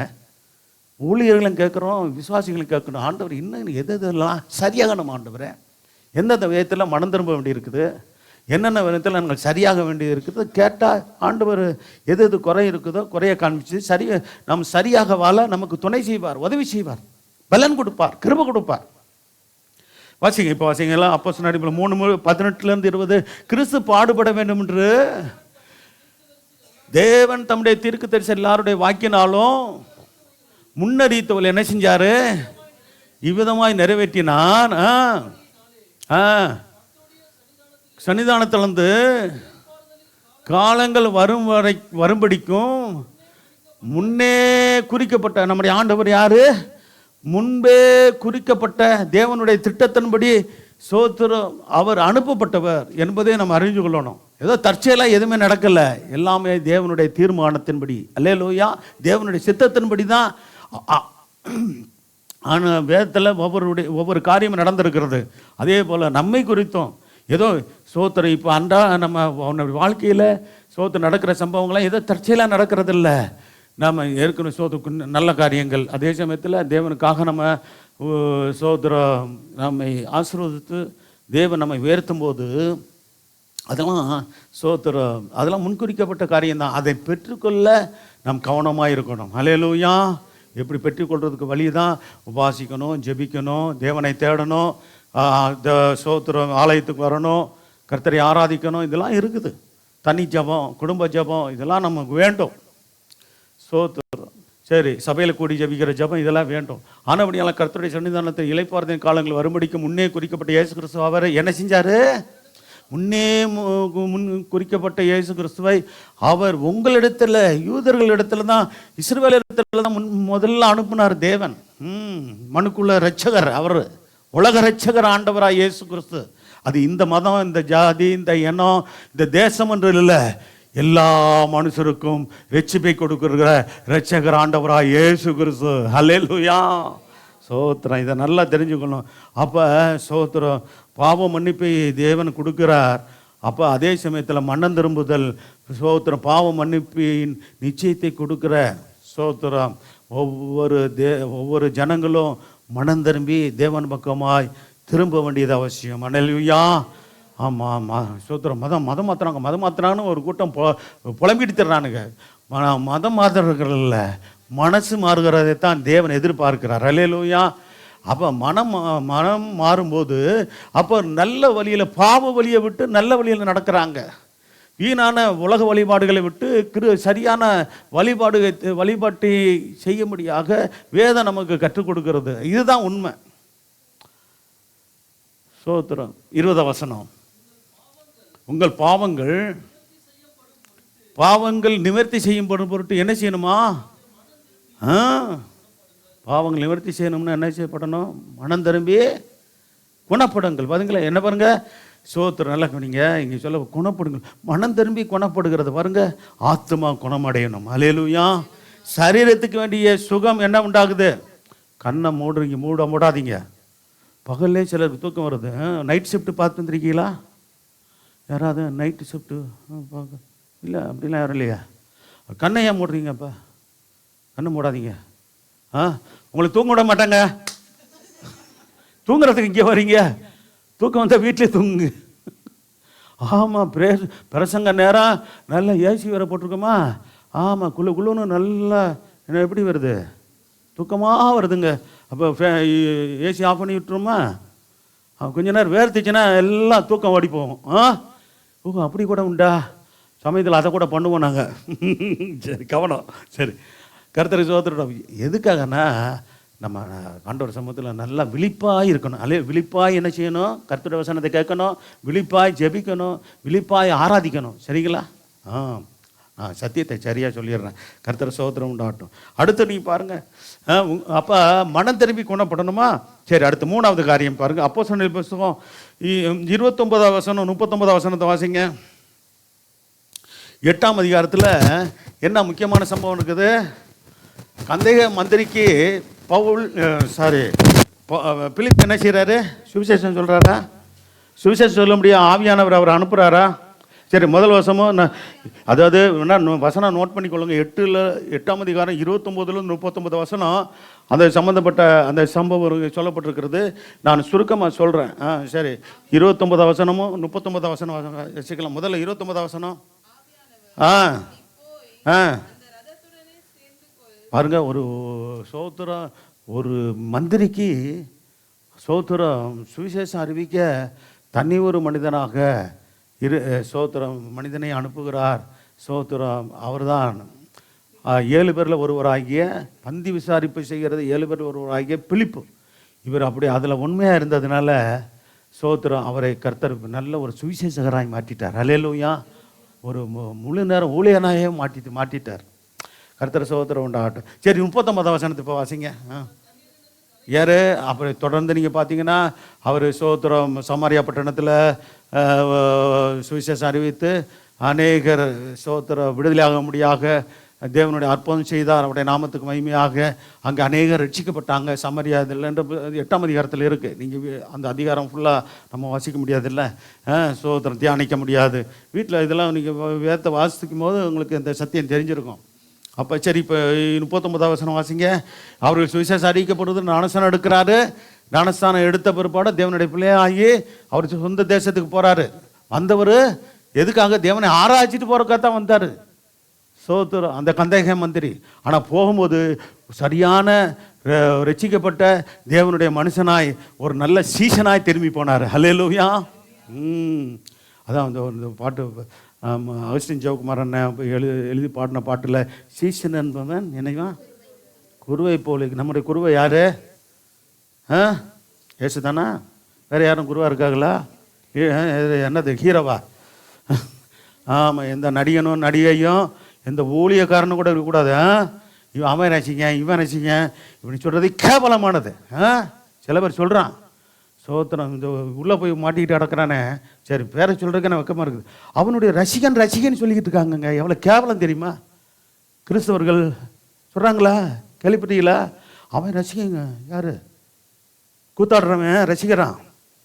எவ்வளோ இது ஆண்டவருடைய நான் விசுவாசி, தேவனுடைய ஆண்டவருடைய நான் சீசன் சொன்னால் அதில் சோத்திரம் தேவன் பிரியப்படுவார்.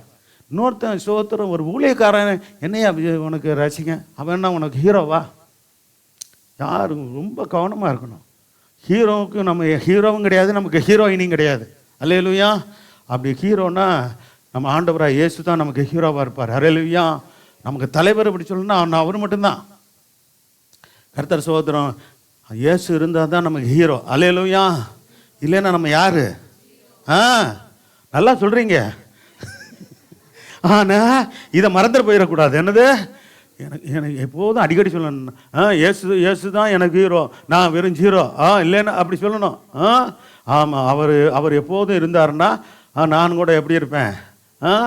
ஆமாம், ஹீரோவுடைய பிள்ளையாக இருப்பேன் அப்படின்னு சொல்லி அந்த விசுவாசத்தில் சொல்லுங்கள். நல்லது. கர்த்தர் சோத்திரம் ஆகட்டும். கரையேறின உடனே கர்த்தருடைய ஆவியானவர் என்ன செஞ்சார்? பிலிப்பை ஆவியானவர் கொண்டு போய் விட்டார். எவ்வளோ காரியங்களை அப்போ ஆவியானவர் செய்கிறார் தெரியுமா? அவர் ஒரு சக்திங்க சொல்கிறானுங்க சில கிறிஸ்தவனுங்க. கிறிஸ்துவன்னு சொல்கிறவன் தான் அவர் ஒரு சக்திங்க, அவர் ஒரு வல்லமைங்க. அவ்வளோதான். அவர் ஒரு ஆழ்தத்துவம் ஆவியானவர்னு ஏன் சொல்லப்பட்டிருக்கிறது? மனுஷர்கள் தான் அப்படி சொல்லுவாங்க. பொதுவாக என்ன சொல்லுவாங்க? சாதாரணமாக ஒருவரை குடிக்கும்போது அவர் இவர்னு சொல்லுவாங்க.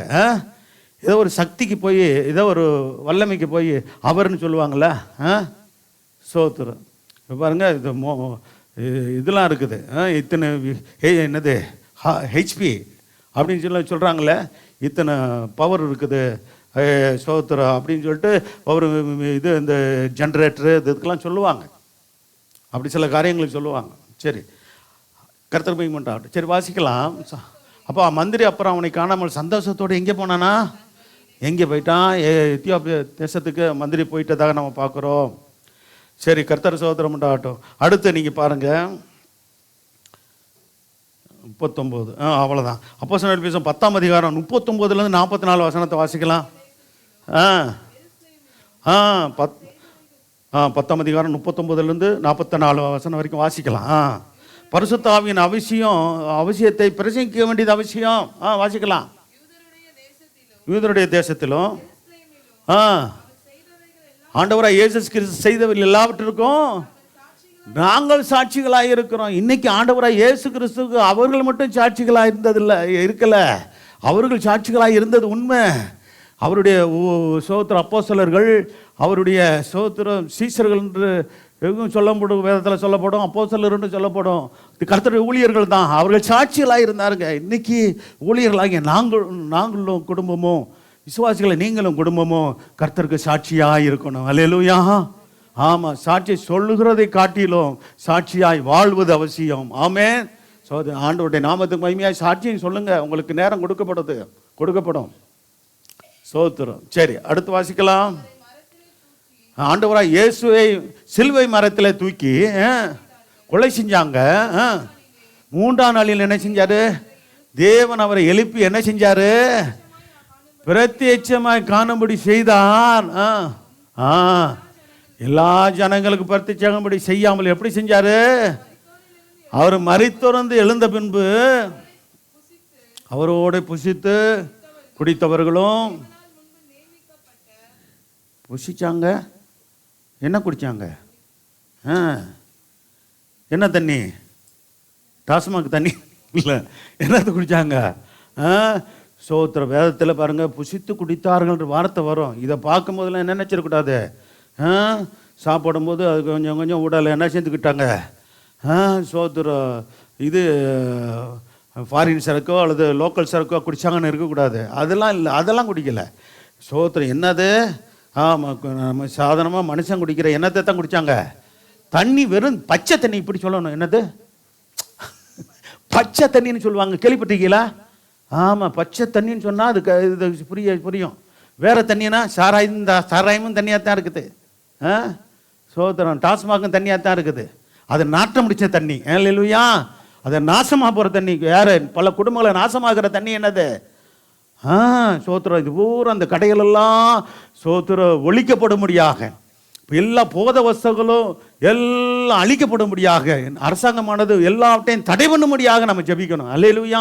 அரசாங்கமே தடை பண்ணட்டும், சோத்திரம். மத்திய மாநிலத்துக்கு இருக்கிற அரசாங்கங்கள் தடை பண்ணட்டும், சில மாநிலங்கள் தடை பண்ணியிருக்கிறாங்க, நம்ம மாநிலம் கூட தடை பண்ணட்டும். அதற்கு பதிலாக வேறு விதமான சோத்திர வருமானத்துக்குள்ள வழியை ஆண்டவர் சோத்திரம் அரசாங்கத்தில் இருக்கிற தலைவர்களுக்கு காண்பிப்பாராக. அல்லேலூயா. ஆமாம், சோத்திரம். நல்லது.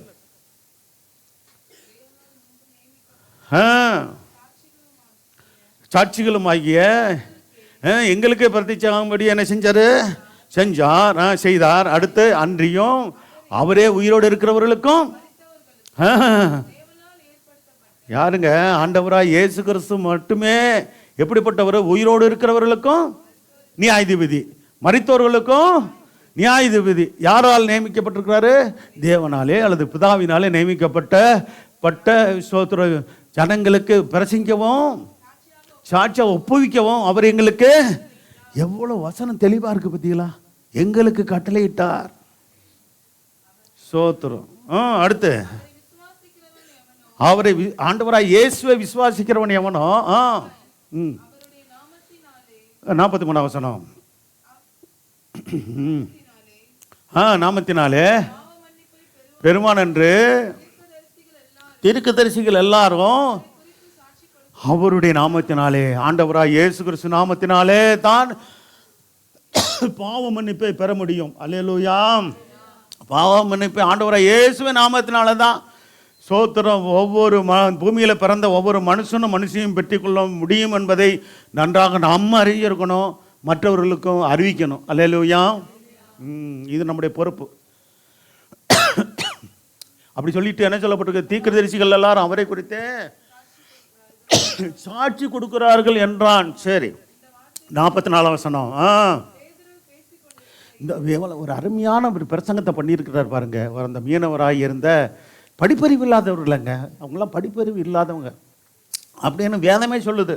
பேதமை உள்ளவர்களாம், இன்னும் சொல்ல போனால் என்ன பேதமை, தேவனை குறித்த காரியங்களில் அவர்கள் தெளிவானவர்கள் தான். பேதமைனா உலகப்புறமாக சோத்திரம் உலக ஞானத்தின்படி சோத்திரம் தந்திரம் உள்ளவர்களாக நடக்கிற உள்ளவர்கள் அல்ல. நம்மளும் உலக ஞானத்தின்படி தந்திரம் உள்ளவர்களாக நடக்க வேண்டிய அவசியம் இல்லை. சோத்திரம் உண்மை உள்ளவர்களாக நாம் நடக்கணும். அல்லேலூயா. ஆமாம், சோத்திரம். கர்த்தருக்கு மகிமை உண்டாகட்டும்.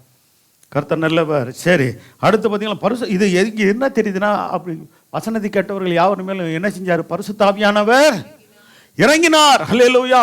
என்னுடைய வாசனம், என்னுடைய ஆசை ஆராதிக்கிற வேலையில் இறங்கணும்னு சொல்லி நானும் சோத்திரம் தலைகளை தண்ணி குடிச்சு பார்க்குறேன். என்னது, சரி, எவ்வளோ முயற்சி பண்ணி பார்க்குறேன், ஒன்றும் இறங்க மாட்டேங்குது, எல்லாம் மூடி கிடக்குது. என்னது, பாத்திரம் என்ன செய்யுது, உங்கள் பாத்திரம் திறந்துருக்கணும்ல, திறந்துருக்குதா மூடி இருக்குதா?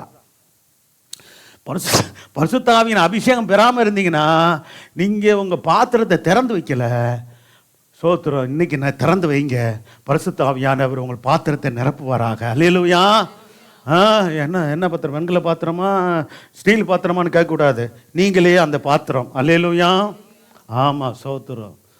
கர்த்தருக்கு மகிமை உண்டாகட்டும். அப்போ பரிசுத்த ஆவியானவர் அவர்கள் மேலே பரிசுத்த ஆவியானவர் இறங்கணும், பரிசுத்த ஆவியின் அபிஷேகம் பெற்றுக்கொள்ளணும் என்பதை பிரசங்கிக்க வேண்டியது அவசியம். அது சோத்திரம் அடிக்கடி நான் சொல்கிறேன், ஆராதனை வேலையிலே நீங்கள் அபிஷேகத்தை பெற முடியும். சோத்திரம் பாருங்க, வசனத்தை கேட்கும் போதே பரிசுத்த ஆவியின் அபிஷேகத்தை பெற்றுக்கொண்டாங்களே. வசனத்தை கேட்கும்போது பரிசுத்த ஆவியானவர் வர்றாரா, தூக்கம் வருதா, எது வருதுன்னு நீங்கள் யோசித்து பண்ணி பார்க்கணும். தூக்கம் வருதுன்னா இயேசு நாமத்தினாலே தூக்கமே ஓடிப்போ. இப்பயே சொல்லலாம், நீங்கள் இன்னும் சத்தமாக கூட சொல்லலாம். தூக்கம் வர்றவங்க என்ன சொல்லணும்? தூக்கமே இயேசுவின் நாமத்தை சொல்லணும்பா. இயேசுவின் நாமத்தில் ஓடிப்போ. நீங்கள் அந்த நாமத்தை சொல்லி பார்த்தீங்கன்னா அதுக்கப்புறம் உங்களுக்கு தூக்கமே வராது. இதெல்லாம் சும்மா சொல்லலை. ஆமாம், நானும் உங்களுக்கு மூலம் விசுவாசி இருந்தால் தானே எனக்கெல்லாம் சோதனை வந்திருக்குது. அப்போ எங்கள் ஊழியக்காரர் சொல்லி கொடுத்துருக்காரு, இயேசு நாமத்தினால் ஓடிப்போ, இல்லாட்டி எந்திரிச்சு நில்லு. சோத்திரம் அவங்களாம் சொல்லி கொடுத்தவங்களும் எங்களுக்கு ரொம்ப சொல்லி கொடுத்தாங்க. சோத்திரம் தூக்கம் வருதா, கடனைத்தன ஆவி பிசாசு உனக்குள்ள இருக்குன்னு சொல்லி கொடுத்துருக்காங்க. இப்போலாம் உங்கள்கிட்ட சொன்னா கோவப்படுவீங்க. எங்களுக்கு அப்படி தான் சொன்னாங்க, உனக்கு தூக்கம் வருதுன்னா சர்ச்சுக்குள்ளே வரும்போது ஆராதிக்கிற வேலையிலேயோ ஆராதிக்கிற கூட எழுந்து நின்று ஆராதிச்சுப்போம். அப்போ தூக்கம் வர்றது கம்மியாக இருக்கும். சிலர் சொல்லுவாங்க, நின்றுக்கிட்டே நாங்கள் தூங்குவோமே, அப்படிப்பட்ட கில்லாடிகளாக்குனாங்க அப்படின்றீங்களா? ஆமாம், எதுவுமே உட்காந்து சோதனையாக தான் வரும். உட்காந்து கேட்கறது எல்லாருக்கும் கஷ்டமாக தான் இருக்கும். ஆமாம், நின்று பிரசங்கிக்கிறது எங்களுக்கு கஷ்டம்னு பார்த்தோம்னா உட்காந்து கேட்கறது உங்களுக்கு கஷ்டமாக தெரியும் போலுன்னு நினைக்கிறேன். ஒரு நாள் அப்படி நினைக்கக்கூடாது. அல்லேலூயா. தூக்கம் வந்துச்சுன்னா ஒன்றும் பிரச்சனை இல்லை. அப்படியே தண்ணி குடிக்கிற மாதிரி போயிட்டு அப்படியே மூத்த கழுவிட்டு நாங்கள் எதுவும் கேட்குறோமா, எங்கே இப்போ தண்ணி குடிக்க போனீங்க, மோகங்களுக்கு போனீங்க, சோத்திரம் எப்படியாவது எனக்கு தெளிவாக சத்தியத்தை கேட்கணுன்னு தான் விரும்புகிறோம். அல்லேலூயா. சரி, கர்த்தர் சோத்திரம் உண்டாகட்டும். கர்த்தர் நல்லவர். அப்போ பரிசுத்த ஆவியின் அபிஷேகத்தை பெற்றுக்கொள்ளுங்க. என்னுடைய பாத்திரத்தை நிரப்புங்கப்பா. நான் தாகத்தோடு நான் என்னையே ஒப்பு கொடுக்குறேன், நிரப்புங்கப்பான்னு சொல்லுங்கள். கர்த்தர் சோத்திரம் உண்டாகட்டும். நம்ம அது கேட்டபடி நாங்கள் நடத்துகிறோம். நீங்கள் பெற்றுக்கொள்கிறது உங்கள் பகுதி. சோத்திரம் பரிசுத்த ஆவியின் அபிஷேகத்தை ஏன் பெறுவானே? சோத்திரம் பரிசுத்தமாக வாழக்கூடிய சோத்திரம் முழுமையாக பரிசுத்தமாக வாழ வேண்டிய அவசியம் வந்துடுமே. சோத்திரம் இப்படி இருந்துட்டாலும் கொஞ்சம் இப்படி இருந்துக்கலாம், அப்படி இருந்துக்கலாம். எப்படி உலகத்துக்குள்ளே கருத்துக்குள்ளே இருந்துக்கலாம், உலகத்துக்குள்ளே இருந்துக்கலாம். பரிசுத்த ஆவியின் அபிஷேகத்தை பெற்றோம்னா அந்த ஆவியான ஒரு உருட்டி பிரட்டி நம்ம சரியாக வச்சுக்கிறோன்னு பார்ப்பாரு. அப்போல்லாம் நமக்கு முடியாது. எப்படி உங்களுக்கு முழு இருதயத்தை கர்த்தருக்கு கொடுக்க விருப்பமா, பாதி இருதயத்தை கொடுக்க விருப்பமா?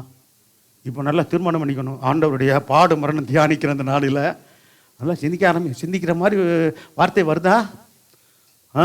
சோத்திரம். சரி, அப்படி வந்தால் நல்லது தான், சந்தோஷம். சரி, கர்த்தர் சோத்திரம் உண்டாகட்டும். சரி, அடுத்து எப்படி இருக்கணும்? நம்ம பரிசுத்தாவின் அபிஷேகம் பிரசங்கிக்கப்பட வேண்டியது அவசியம். நம்ம நீதிமானாக மாற்றப்பட முடியும் என்பதை பிரசங்கிக்கிறது மூலமாக நீதிமானாக மாற முடியும். நீங்கள் மட்டுமே நீதிமானாக இருக்கிறீங்க.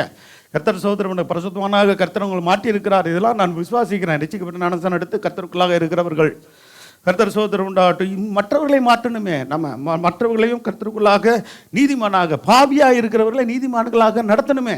வாசிக்கலாம். அப்போஸ்தலர் புத்தகம் 13ஆம் அதிகாரம் 38-39. அப்போஸ்தலர் புத்தகம் 13ஆம் அதிகாரம் 38-39 வாசிக்கலாம். ஆதலால் சகோதரரே சகோதரிகளே, யாவர் மூலமாய்? ஆண்டவராய் இயேசு கிறிஸ்து மூலமாய் உங்களுக்கு பாவம் மன்னிப்பு உண்டாகும் என்று அறிவிக்கப்படுகிறது என்றும் மோசே நியாயப்பிரமாணத்தினாலே எவைகளில் என்று கூடாது இருந்ததோ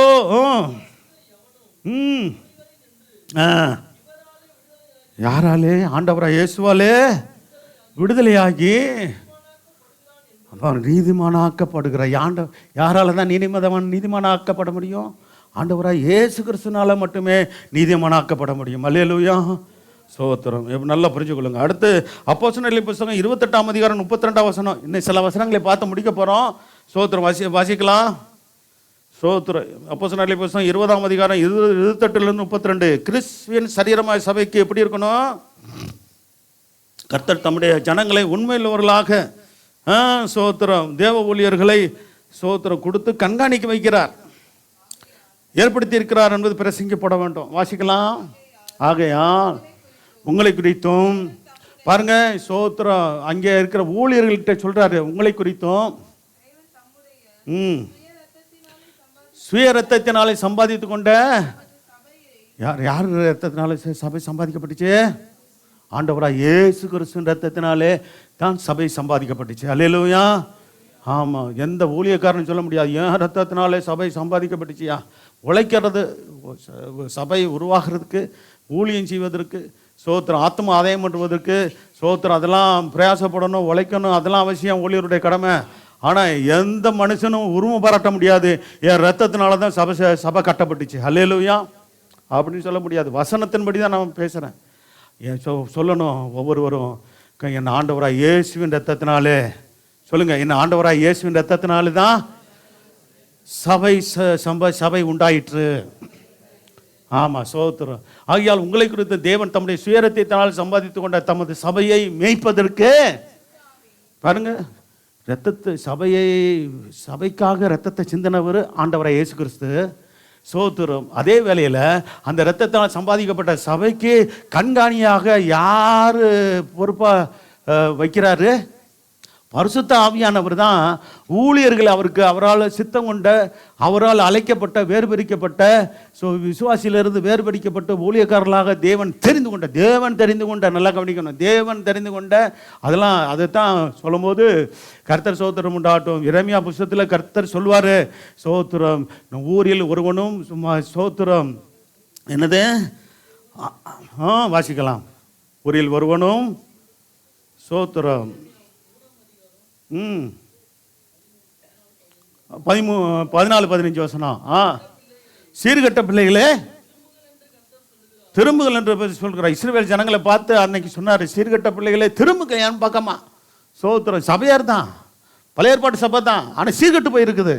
இப்போ என்ன சொல்றார்? நீ திரும்புங்க என் பக்கமா, திரும்புங்க. நீ எவ்வளோ காலம் அப்படி சீர்கட்டு போயிருப்ப?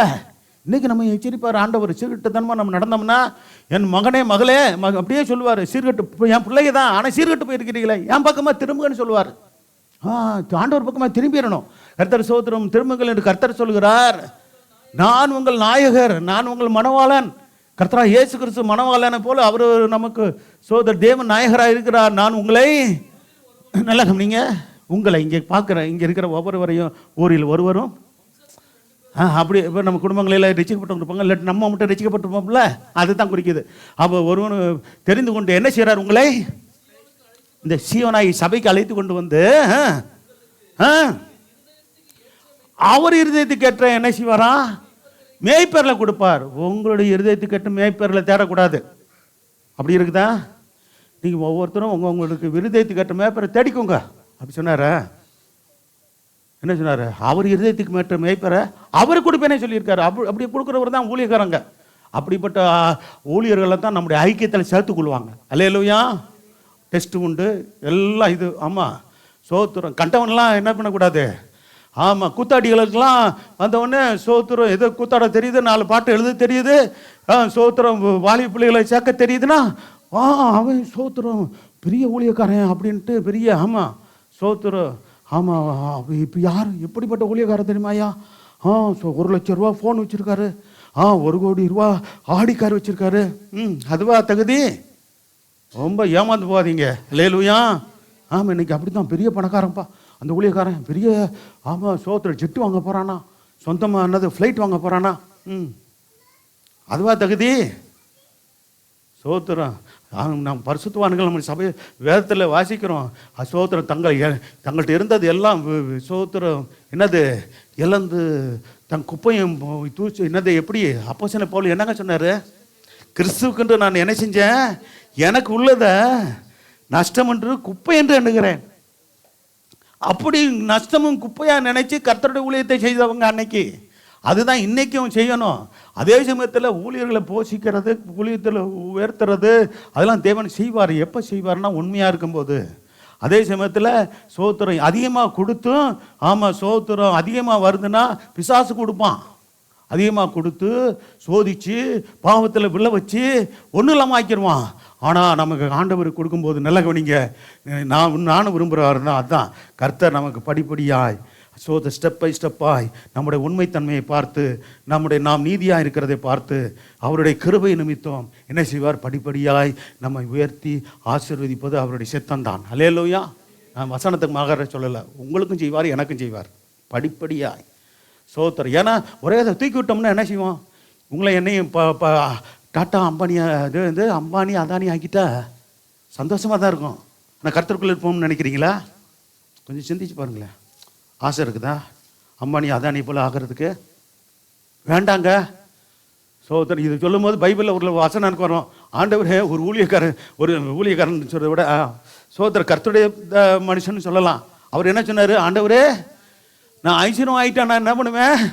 ஒன்று மறந்துடுவேனே, அது வேணாம், அப்படியே நிலைமை எனக்கு வேணாயா.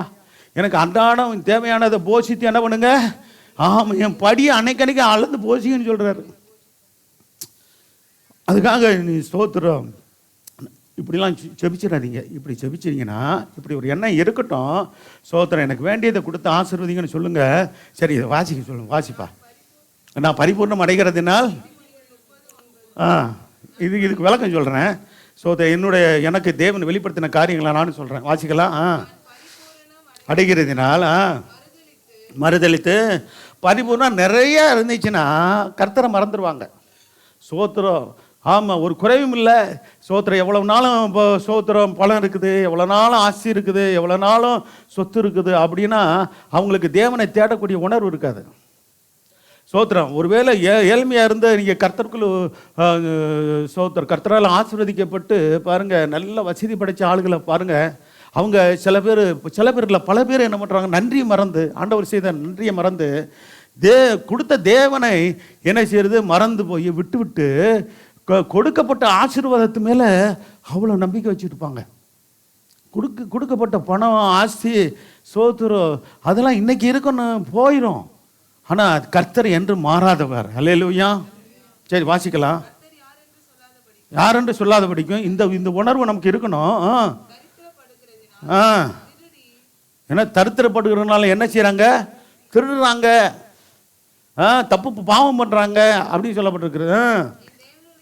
நாமத்தை வீணிலே வழங்காத படிக்கும் பாருங்க, என் படியை எனக்கு அளந்து அப்பா சோத்திர படியை அளவு கொஞ்சம் கொஞ்சமாக இருந்தா இந்த கொஞ்சம் சாப்பாடு அப்படி இப்படின்னு கொடுப்பாருன்னு நினைக்கிறீங்களா? சோத்திரம் அப்படியே நானே சொல்கிறேன்னா, எனக்கு சோத்திரம் தேவையானதை கர்த்தரை எனக்கு தந்து ஊழியத்துக்கு தேவையா சந்திங்கப்பா. அல்லேலூயா. இப்போ நான் அப்படி தான் ஜெபிக்கிறேன். சோத்திர ஊழியக்காரங்களை குடும்பத்தின் தேவைகளை சந்திங்க ஆண்டவரை. சோத்திரம் அவருக்கு தெரியுமில்ல நம்ம எவ்வளோ தேவையான சபையின் தேவைகளை சந்திங்கப்பா. ஊழியத்தின் தேவைகளை சந்திங்கப்பா. விசுவாசிகள் குடும்பத்து பிள்ளைகள் சந்ததியுடைய தேவைகளை சந்திங்கப்பா. அதோடு நான் இன்னும் ஜெபிக்கிறேன், தொழில், வியாபாரம், வேலை, இப்போ எல்லாத்துடைய தேவைகளையும் சந்திங்கப்பா. ஜெபிக்கிறது கேட்டிருக்கீங்களா? நான் சொல்கிறது கேட்டிருக்கீங்களா? புதுசாக கேட்குறீங்களா? நான் எத்தனை முறை சொல்லி ஜெபிச்சிருக்கேங்க, சகோதரி ஜெபிச்சிருப்பாங்க. கர்த்தர் சோத்திரம் உண்டாகட்டும். ஆகவே நமக்கு தேவையான காரியங்களை சோத்திரம் சொல்லி ஜெபிக்கிறது தப்பு இல்லை. அதாவது என்னன்னு கேட்டால், அங்கே இதில் என்ன இருக்கக்கூடாதுன்னா பேராசை இருக்கக்கூடாது. சொல்லுங்கள், பேராசை இருக்கக்கூடாது. பேராசை பெரும் நஷ்டம். அப்படியே சொல்லப்பட்டிருக்கா? கேள்விப்பட்டிருக்கீங்களா? இப்போ தான் கேள்விப்பட்டிருக்கீங்களா? சரி சரி, கர்த்தர் சோத்திரம் உண்டாகட்டும். இப்போ என்ன போயிச்சு தரலாம். சரி, இப்போ அதில் வந்துடலாம், இங்கே வந்துடலாம். வைத்த மந்தை முழுவதையும் குறித்து என்ன செய்யணும்? எச்சரிக்கையாக இருக்குது. இந்த வசனத்தோட முடிக்கிறேன். இந்த வசனம் இருக்குது, இருந்தாலும் போதும். ஏன்னா உங்களுக்கு அந்த பாடக்கூடிய ஒரு வாய்ப்புகள்லாம் கொடுத்து இது பண்ணுறதுனால நமக்கு நேரம் சரியாக வருது. சரி, கர்த்தர் சோதனை பரவாயில்ல. நம்மளோட வசனத்தை இன்னும் ஒரு 3-4 வசனம் இருக்குது, அதுனா இன்னும் கொஞ்சம் நேரம் ஆகிடும். சோத்திர ஆனால் இது வரைக்கும் வாசிடணும். எத்தனை வரைக்கும் வசனம் சொன்னேன்? 32 வசனம் வரைக்கும் இல்லையா? சரி. ஆகையால் உங்களை குறித்தும் தேவன் தம்முடைய சுயரத்தினால் சம்பாதிக்கப்பட்ட சபையை குறித்தும் மேய்ப்பதற்கு பரிசுத்த ஆவி உங்களை கண்காணிகளாக வைத்த மந்தை முழுவதையும் குறித்து எச்சரிக்கையாக இருங்கள். அல்லேலூயா. கர்த்தர் பாருங்க, ஊழியர்களை எங்களுக்கு தேவனுடைய மந்தையாகிய உங்களை சோத்திர எங்களுக்கு கொடுத்துருக்கிறார். இதை மேய்ப்பதற்கு நாங்கள் எப்படி இருக்கணுங்க? சொல்லுங்களேன், வசனத்தை சொல்லுங்களேன், எப்படி இருக்கணும்? அதே பார்த்து சொல்லுங்க. எச்சரிக்கையாக இருக்கணும். அல்லேலூயா. எச்சரிக்கையாக இல்லைன்னா சோத்திரம் என்ன செய்யும்? மந்தை என்ன செய்யும்? பாதிக்கப்படும். சபை பாதிக்கப்படுங்க. சோத்திரம் நம்ம சொல்கிறத நல்ல கவனமாக கவனித்து என்ன பண்ணுங்க? நல்ல ஒத்துழைப்பு கொடுங்க. அல்லேலூயா. பரிசுத்த ஆவியானவர் தான் கண்காணிகளாக ஊழியர்களை நியமிச்சிருக்கிறார், எங்களை நியமிச்சிருக்கிறார். அல்லேலூயா. இதை புரிஞ்சு கொள்ளுங்க. கர்த்தர் சோத்திரம். சரி, அடுத்த வசனம் அவ்வாறு சொல்கிறாரு. இப்படி சொல்ல போனால் ஆண்டவராக இயேசு கிறிஸ்து போன பின்பு கூட என்ன சபைக்கு என்ன வந்துச்சு? இவர் சொல்கிறார், நான் போன பின்புனா எபேசி சபை விட்டு நான் எங்கே போகிறாரு தெரியுமா? ரோமாபுரி போகிறாரு, ரோமுக்கு போகிறாரு. அதனால சோத்திரம், நீங்கள் போன பிறப்ப நான் வரமாட்டேன். அதனால சபையின் மேய்ப்பர்களாக இருக்கிறவர்களே, மூப்பராக இருந்து அன்னைக்கு நடத்துக்கு இருந்த பொறுப்பு உள்ளவங்களாக இருந்தவங்களே சொன்னார். மூப்பவர்கள் தான் அன்னைக்கு ஊழியக்காரங்க. மூப்பர்னு சொல்லக்கூடாது, ஊழியர்கள் தான் இருந்தாங்க. சோத்திரம். சரி, மூத்தவர்கள்னு அர்த்தம். சரி, அப்படி எடுத்துக்கலாம். மேய்ப்பன் அப்படின்னு சில பேருக்கு தனியாக சொல்லியிருந்தாலும் சோத்திரம் இவரே சொல்கிறாரு, யோவானே சொல்கிறார், மூப்பனுக்கு நான் உடன் மூப்பன்னு சொல்கிறாரு. சரியில்ல. சரி, அப்போ நான் போன பின்பு மந்தை தப்பு விடாத கொடிதான ஓநாய்கள் எந்த காட்டில் இருந்து வந்துச்சு? எந்த காட்டில் இருந்து வந்துச்சு? சோத்திரம். ஆமாம், நல்லா கவனிங்க. கொடிதான ஓநாய்கள் என்று சொல்லுகிறதான சோத்திரம் காட்டில் இருக்கிற ஓநாய் இல்லை, இது நாட்டில் இருக்கிற ஓநாய். அல்லேலூயா. காட்டில் இருக்கிற ஓனாயாவது கொஞ்சம் நம்ம துரத்தினா ஓடி போயிடும், ஏதாவது பண்ணும். இந்த நாட்டில் இருக்கிற ஓனாய்க வீடு வீடாக வந்துடும். சோத்திரம். வந்து இன்னொரு சபைக்கு போகிற விசுவாசிக்கு வீடுகளை நுழைஞ்சி என்ன பண்ணும்? ஆமாம், அந்த சபையினுடைய உண்மையாக ஊழியம் செய்கிற ஊழியக்காரனை பற்றி என்ன பண்ணுவாங்க? நீ இப்படிலாம் இருக்க பிரதர், அப்படிலாம் இருக்க பிரதர், இப்படி இவங்க உங்கள் ஊழியக்காரன்லாம் இப்படி இருக்க மாட்டாங்களே, அப்படிலாம் இப்படி இருக்கக்கூடாது, நம்ம ஜாலியாக இருக்கணும் பிரதர், சந்தோஷமாக இருக்கணும் பிரதர். ஆமாம், சோத்திரம், நம்ம பாவங்கள் அதெல்லாம் ஆண்டவர் கிருபையாக மன்னிக்கிறார் பிரதர், அப்படி அட்ஜஸ்ட் பண்ணி இப்படி இருக்கலாம் பிரதர் அப்படின்னு பாவத்தை செய்ய தூண்டி விட்டுட்டு, ஆமாம் சோத்திரம், உலகப்புறமான சோத்திரம், சுயநலமான காரியங்களை பேசிக்கிட்டு சோத்திரம், மோசம் போக்குற காரியங்களை செய்கிற கொடிதான ஓநாய்கள். அல்லேலூயா. விசுவாசத்துக்கு எடுத்துருவாங்க, பரிசுத்தத்துக்கு எடுத்துருவாங்க. சோத்திரம். ரொம்ப கவனம். அப்படிப்பட்ட ஆளுகளை வீட்டில் நீங்கள் சேர்த்தீங்கன்னா உங்களுக்கு ஆசீர்வாதம் வராது, சாபம் வரும்னு சொல்லி வேதம் சொல்லுது. அதுக்கு அப்படி அதுக்கு ஆதாரம் இருக்கா? நிறையா கொடுக்கலாம். சோத்திரம். சரி சரி, வேணாம், நமக்கு நேரம் இல்லை. வாசிங்களா. கொடிதான, அது சாதாரணமாக ஆண்டவராக இயேசுவே சொன்னார், ஓநாய்கள் அவர் உள்ளத்தில் பட்சிக்கிற ஓநாய்கள்னு சொன்னார். சோத்திரம் 7ஆம் அதிகாரத்தில் இல்லையா, மத்தேயுல. ஆனால் இவர் சொல்றது என்ன ஓநாய்களா? கொடிதான ஓநாய்கள். தேவன் எப்படி பார்க்கிறாரு?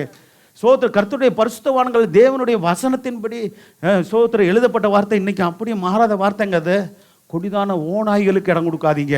அந்த கொடிதான ஓநாய் என்று சொல்லுகிறவர்கள் கள்ள தெற்கதரிசிகள், கள்ள போதகர்கள், சோத்திரம், சபையற்ற சோத்திரம், அந்த சபைக்கு சொந்தமில்லாத சோத்திரம் ஆடுகளை சோத்திரம் பட்சித்து போடக்கூடியவர்கள். ரொம்ப அப்படிப்பட்டவர்கள் எச்சரிக்கையாயிருங்கள். சரி, வாசிக்கலாம். உங்களிலும் சிலர் பார்த்தீங்களா, சபைக்குள்ளே இருந்து சில பேர் என்ன பண்ணுவாங்களாம்? அன்னைக்கு இருந்துச்சு.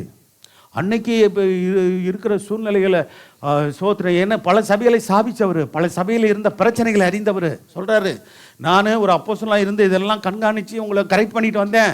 இப்போ நான் போகிறேன் சோத்திரம், நான் திரும்பி வரப்போகிறதில்ல. அதனால சோத்திரம், அங்கே நான் இரத்த சாட்சியாக மறிக்கணும் ரோமாபுரியில், இதெல்லாம் அவருக்கு தெரியும். அதனால சொல்கிறாரு, எபேசு சபையாரை கூப்பிட்டு தான் சொல்கிறாரு. யார்? ஊழியர்களை கூப்பிட்டு சொல்கிறாரு இந்த வார்த்தையை. வீட்டில் போய் பொறுமையாக வாசி பார்த்துங்க. 20ஆம் அப்போஸ்தலர் அது எடுத்து வீட்டில் போய் வாசி பார்த்துக்கொள்ளுங்க. உங்களில் சிலர் எழும்பி என்ன செய்வாங்க? சீஷர்களை தங்களிடத்துல விசுவாசிகளை தங்களிடத்தில் இழுத்துக்கொள்கிறது. நல்லா கவனிங்க. ஊழியர்கள் நாங்கள் சோத்திரம், நாங்களும் நீங்களும் கர்த்தரிடத்தில் ஆத்மாக்களை இழுக்கணும். சொல்லுங்க, நான் சொல்லுங்க, கர்த்தரிடத்துக்குள்ள ஆத்மாக்களை சேர்க்கணும், எனக்காக சேர்க்கக்கூடாது. அப்படி சொல்லியிருக்கீங்களா? கரெக்டாக ஒழுங்காக நடந்துங்க. உங்களை சிலர் எழும்பி சீசர்களை தங்களிடத்தில் இழுத்து கொள்ளும்படி என்ன செய்வாங்களா? நீங்கள் சாதாரணமாக இழுத்துக்கொள்ள முடியாது, மாறுபாடான போதிப்பாங்க. நாங்கள் சரியான விதத்தில் கிறிஸ்துவின் உபதேசத்தை போதிக்கிறோம், அப்போஸ்தல உபதேசத்தை போதிப்போம், கர்த்தர் வேதத்தின்படியான காரியங்களை விலக்கி சொல்லி உங்களை நல்வழிப்படுத்துவோம். ஆனால் மற்றவங்களை என்ன செய்வாங்க? அவங்களோட நோக்கம் பூரா என்னது? மாறுபாடானவங்களை ஏன் போதிக்கிறது? எல்லாம் துட்டுக்கு தான். நிறையா உங்களை வஞ்சிச்சு இது பண்ணோம்னா ரொம்ப குளூர என்னது பொய் தீர்க்க தரிசனம் சொன்னால் ஆஹா அருமையாக இருக்குதே சோத்திரம். ஆமாம், 200 ரூபா கொடுக்கலான்னு நினச்சேன் அந்த பிரதருக்கு, இல்லை அந்த சிஸ்டருக்கு, எங்கள் வீட்டுக்கு வந்தவங்களுக்கு. யார்? எங்களுக்கு கொடுத்தீங்கன்னா நீங்கள் ஆசிரியப்படுவீங்க. போகிற வர்றவங்களாம் ரோட்டில் ஆமாம் பையை தூக்கிட்டு வந்து பைப்பில் தூக்கிட்டு வருவாங்க. அப்படியே சோத்திரம், அப்படியே தூக்கிட்டு வருவாங்க. சோத்திரம், பிரைஸ் லார்ட் அப்படின்வாங்க. யார்? நீங்கள் ஊழியக்காரரா? வாங்க வாங்க வாங்க, ஒரு ஜெபம் பண்ணிட்டு போங்க. வாங்கண்ணா, கொஞ்சம் ஜெபம் பண்ணிட்டு போங்கண்ணா. சோத்திரம். அதோட உங்களுக்கு இருக்கிற ஆசீர்வாதமும் போயிடும். எது உங்களுக்கு வசதி? நாங்கள் உங்களுடைய ஊழியக்காரங்க, தேவனால் நியமிக்கப்பட்டவங்க, தேவ சித்தம் செய்ய வந்திருக்கிறவங்க. ஆமாம், அந்த ஆளுகளுடைய நோக்கம் பூரா எல்லாம் என்னது? சோத்திரம். ஏன்னா பண ஆசை, பொருளாசை, ஆமாம், சிக்கி கொண்டவர்கள், அதெல்லாம் ரொம்ப கவனமாக இருக்கணும். வசனத்தின்படி சொல்லிட்டு நான் முடிக்கிறேன். அப்போ உங்களிலும் சிலர் எழும்பி சீசர்களை தங்கிற இடத்தில் இழுத்துக்கொள்ளும்படி மாறுபாடானவர்களை போதிப்பார்கள் என்று அறிந்திருக்கிறேன். ஆனபடியினால் என்ன செய்யணும்? 3 வருஷ காலமாய், ஆமாம், நாங்கள் இதில் உண்மையாக இருக்கிறோங்க. எங்கள் சபையை தவிர, நம்ம சபையை தவிர எந்த விசுவாசி வீட்டுக்கும், இன்னொரு சபையை சேர்ந்த விசுவாசி வீட்டுக்கு போகிறதே இல்லை. ஆமாம், எங்களுக்கு ஊழியத்தில் ஐக்கியத்தில் சொல்லியிருக்கிற காரணம் என்ன தான், அந்தந்த ஊழியக்காரன் அந்தந்த சபைக்கு அந்தந்த ஊழியக்காரர் பொறுப்பாக இருந்தால் போதும். ஆமாம், நீங்கள் யார் வீட்டுக்கும் போவேண்ணா. சோத்திரம். புதிய விசுவாசிகள், புதிய ஆட்களா, புதிய விசுவாசின்றதில்ல, புதிதாக யாராவது சோத்திரம் வந்து ஆண்டவரை குறித்து அறியறதுக்கு சோத்திரம் ஏதாவது சில பேர் வர சொல்லுவாங்க. விசுவாசி இல்லாதவங்க இப்போ சபைக்கு வராங்கன்னு வச்சுங்களேன், வீட்டுக்கு வர சொல்கிறாங்க, வந்து ஜெபம் பண்ண, இங்கே ஜெபம் பண்ணிட்டு போகணுன்னு தான் சொல்லுவோம். சோத்திரம். அப்போ ஆனாலும் கூட, ஐயா அங்கே சோத்திரம், இங்கே ஜெபம் பண்ண சரி, வீட்டில் வந்து ஒரு ஜெபம் பண்ணுங்களேன் அப்படின்னு கூப்பிட்டா போகலாம். நம்ம சபைக்கு வந்ததுனால போகலாம், நாங்கள் போகலாம். மற்றபடி இன்னொரு சபையில் நான் கூப்பிட்டு சோத்திரம் பார்த்தா கூட சில சபையை சேர்ந்து விசுவாசிங்க சோத்திரம் பண்ணுறாங்கங்க. ஐயா சோகமாக இருக்கீங்களா, சோத்திரம் இங்கெல்லாம் சொல்கிறாங்க, நாங்களும் சோத்திரம் சிஸ்டர், சோத்திரம் பிரதர்ன்னு சொல்லிட்டு போயிட்டே இருப்போம். சோத்திரம் நின்று கூட பேசுறதில்ல, உண்மையை சொல்கிறோம். சோத்திரம். ஏன்னா நீங்கள் தான் எங்கள் சபையினுடைய தேவன் தந்த ஆத்மாக்கள். அல்லேலூயா. ஆமாம், உங்களுக்கு ஊழியம் செய்து தான் கர்த்தர் எங்களை வச்சிருக்கிறார். சோத்திரம். இன்னும் அநேக புதிய ஆத்மாக்களை கர்த்தர், ஆமாம், சோத்திரம், படாமல் இருக்கிற ஜனங்களை கர்த்தர் தருவாராக. அல்லேலூயா. இன்னொரு இப்போ சபைக்கு போகிற ஆத்மாக்களை சோத்திரம் நான் விரும்புகிறதே இல்லை, நாங்கள் விரும்புகிறதே இல்லை. சோத்திரம் வேண்டாம். சோத்திரம். அந்தந்த சபை ஆத்மா அந்தந்த சபையில் இருக்கட்டும். அல்லேலூயா. ஆமாம். ஆனபடியால் நான் 3 வருஷ காலமாய் இரவும் பகலும் கண்ணீரோட இடைவிடாமல் அவனவனுக்கு புத்தி சொல்லி கொண்டு வந்ததை நினைத்து என்ன செய்யணுமா? விழித்திருங்கள் சொல்லப்பட்டிருக்கிறது. சகோதரர், விழித்திருங்கள். ஊழியர்களுக்கு சொல்லப்பட்ட ஆலோசனை, ஆவியானவர் சொன்ன ஆலோசனை, அப்போஸ்தலனாகிய பவுல் மூலமாக சொல்லப்பட்ட ஆலோசனை. அடுத்த வசனம், இப்பொழுதும் சகோதரரே, ஏன்னா 3 காரியம் சொல்றாரு. நல்ல கவனிங்க. சகோதரர், சபையானது என்ன செய்யணும்? பக்தி விருத்தி அடையவும், 2வது பரிசுத்தமாக்கப்பட்ட அனைவருக்குள்ளும் உங்களுக்கு 3வது சுதந்திரத்தை கொடுக்கவும், தேவனுக்கும் அவருடைய கிருபையுள்ள வசனத்துக்கும் உங்களை ஒப்பு கொடுக்கிறேன். அல்லேலூயா. அந்த பவுலையா சொல்லிட்டு போயிட்டாரு. இந்த பவுல் சொல்கிறேன், நானும் சொல்கிறேன், சகோதரன் ஜான் பால் சொல்கிறேன்.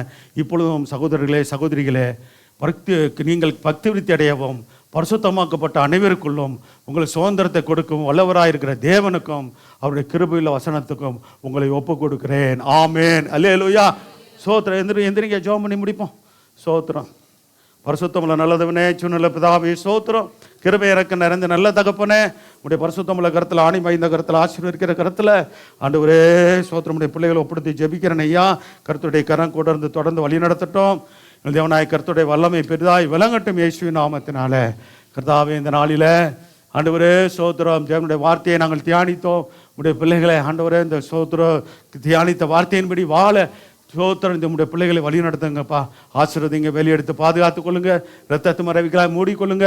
ஆண்டவரே, கல்வாரி சிந்தின அந்த ரத்தம் எங்கள் பாவங்களை மட்டும் கழுவுறது மட்டும் இல்லை ஆண்டவரே, ஒவ்வொரு குடும்பத்திற்கும் பாதுகாப்பாக உடைய ரத்தம் இருக்கட்டும். தெளிக்கப்பட ரத்தத்துக்குள்ளாய் வந்து சேர்ந்தீர்களேன்னு சொல்லப்படுகிறதே, ரத்த கோட்டைக்குள்ளாய் எங்களை வைத்துக் கொள்ளுங்கப்பா.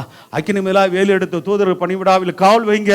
எல்லா வியாதி, விக்கனங்கள், ஆபத்து, நாசம், மோசங்களுக்கு விலைக்கு பாதுகாத்து உடைய பிள்ளை ஊழியக்கார குடும்பத்து பிள்ளைகளை சந்ததிகளையும் விசுவாச குடும்பத்து பிள்ளைகளை சந்தையிலும் பாதுகாத்து ஆண்டவரே சோத்திரம் தொடர்ந்து நீ நடத்தணும். எல்லா விதமான துறைத்தனங்கள், அதிகாரங்கள், பிரபஞ்சத்தை அந்தகார லோகாதிபதிகள், வானமண்டத்து புறப்படுகிற பொல்லாவின் சேனைகள், தீய வல்லமைகள் சவட்டையும் கட்டுவரும் கணித புறப்படுத்தின இயேசு நாமத்தினால் எல்லா எரிச்சல்கள், பொறாமைகள், வன்கண்கள், எதிர்ப்புகள், தடைகள் எல்லாற்றையும் முறியடித்து ஜெபிக்கிறோம் இயேசு நாமத்தினாலே. யாக்கோப்புக்கு விரதமான மந்திரவாதம் இல்லை, இஸ்ரவேலுக்கு விரதமான குறிச்சொல் அசல்படியாக எந்த விதமான மந்திரத்தினாவிகளோ, செய்வனாவிகளோ, சூனித்தனாவிகளோ, ஏவலும் தீவலைகளோ ஒன்றும் உடைய பிள்ளைகளை அணுகாதபடிக்கு கர்த்தர் ஆண்டவருடைய அக்கினி மதிலாக இருந்து வெளியெடுத்து பாதுகாத்துக் கொள்ளும். பெரிய காரியங்களை செய்யும் இயேசு நாமத்தில் வேண்டிக் கொள்ளுங்க நல்ல பிதாவே. ஆமென். என் ஆத்மாவே கர்த்தரை ஸ்தோத்திரி, என் முழுமையான பரிசுநாமத்தை ஸ்தோத்திரி. என் ஆத்மாவே கர்த்தரை ஸ்தோத்திரி. கர்த்தர் செய்த சகல பாரங்கள் வருவதும் மறவாதே. ஆமென். நம்முடைய கர்த்தர் இயேசு கிறிஸ்துவின் கிருபையும் பிதாவாகிய தேவனுடைய அன்பும் பரிசுத்த ஆவியானுடைய அந்யோன்யமும் சந்தோஷமும் சமாதானமும் நம்முடைய கர்த்தராகிய இயேசு கிறிஸ்து மகிமையில் வெளிப்பட மட்டும் நம் அனைவரோடும் சகல பரிசுத்தவான்களோடு எண்ணெய் இருப்பதாக. அல்லேலூயா, அல்லேலூயா, அல்லேலூயா.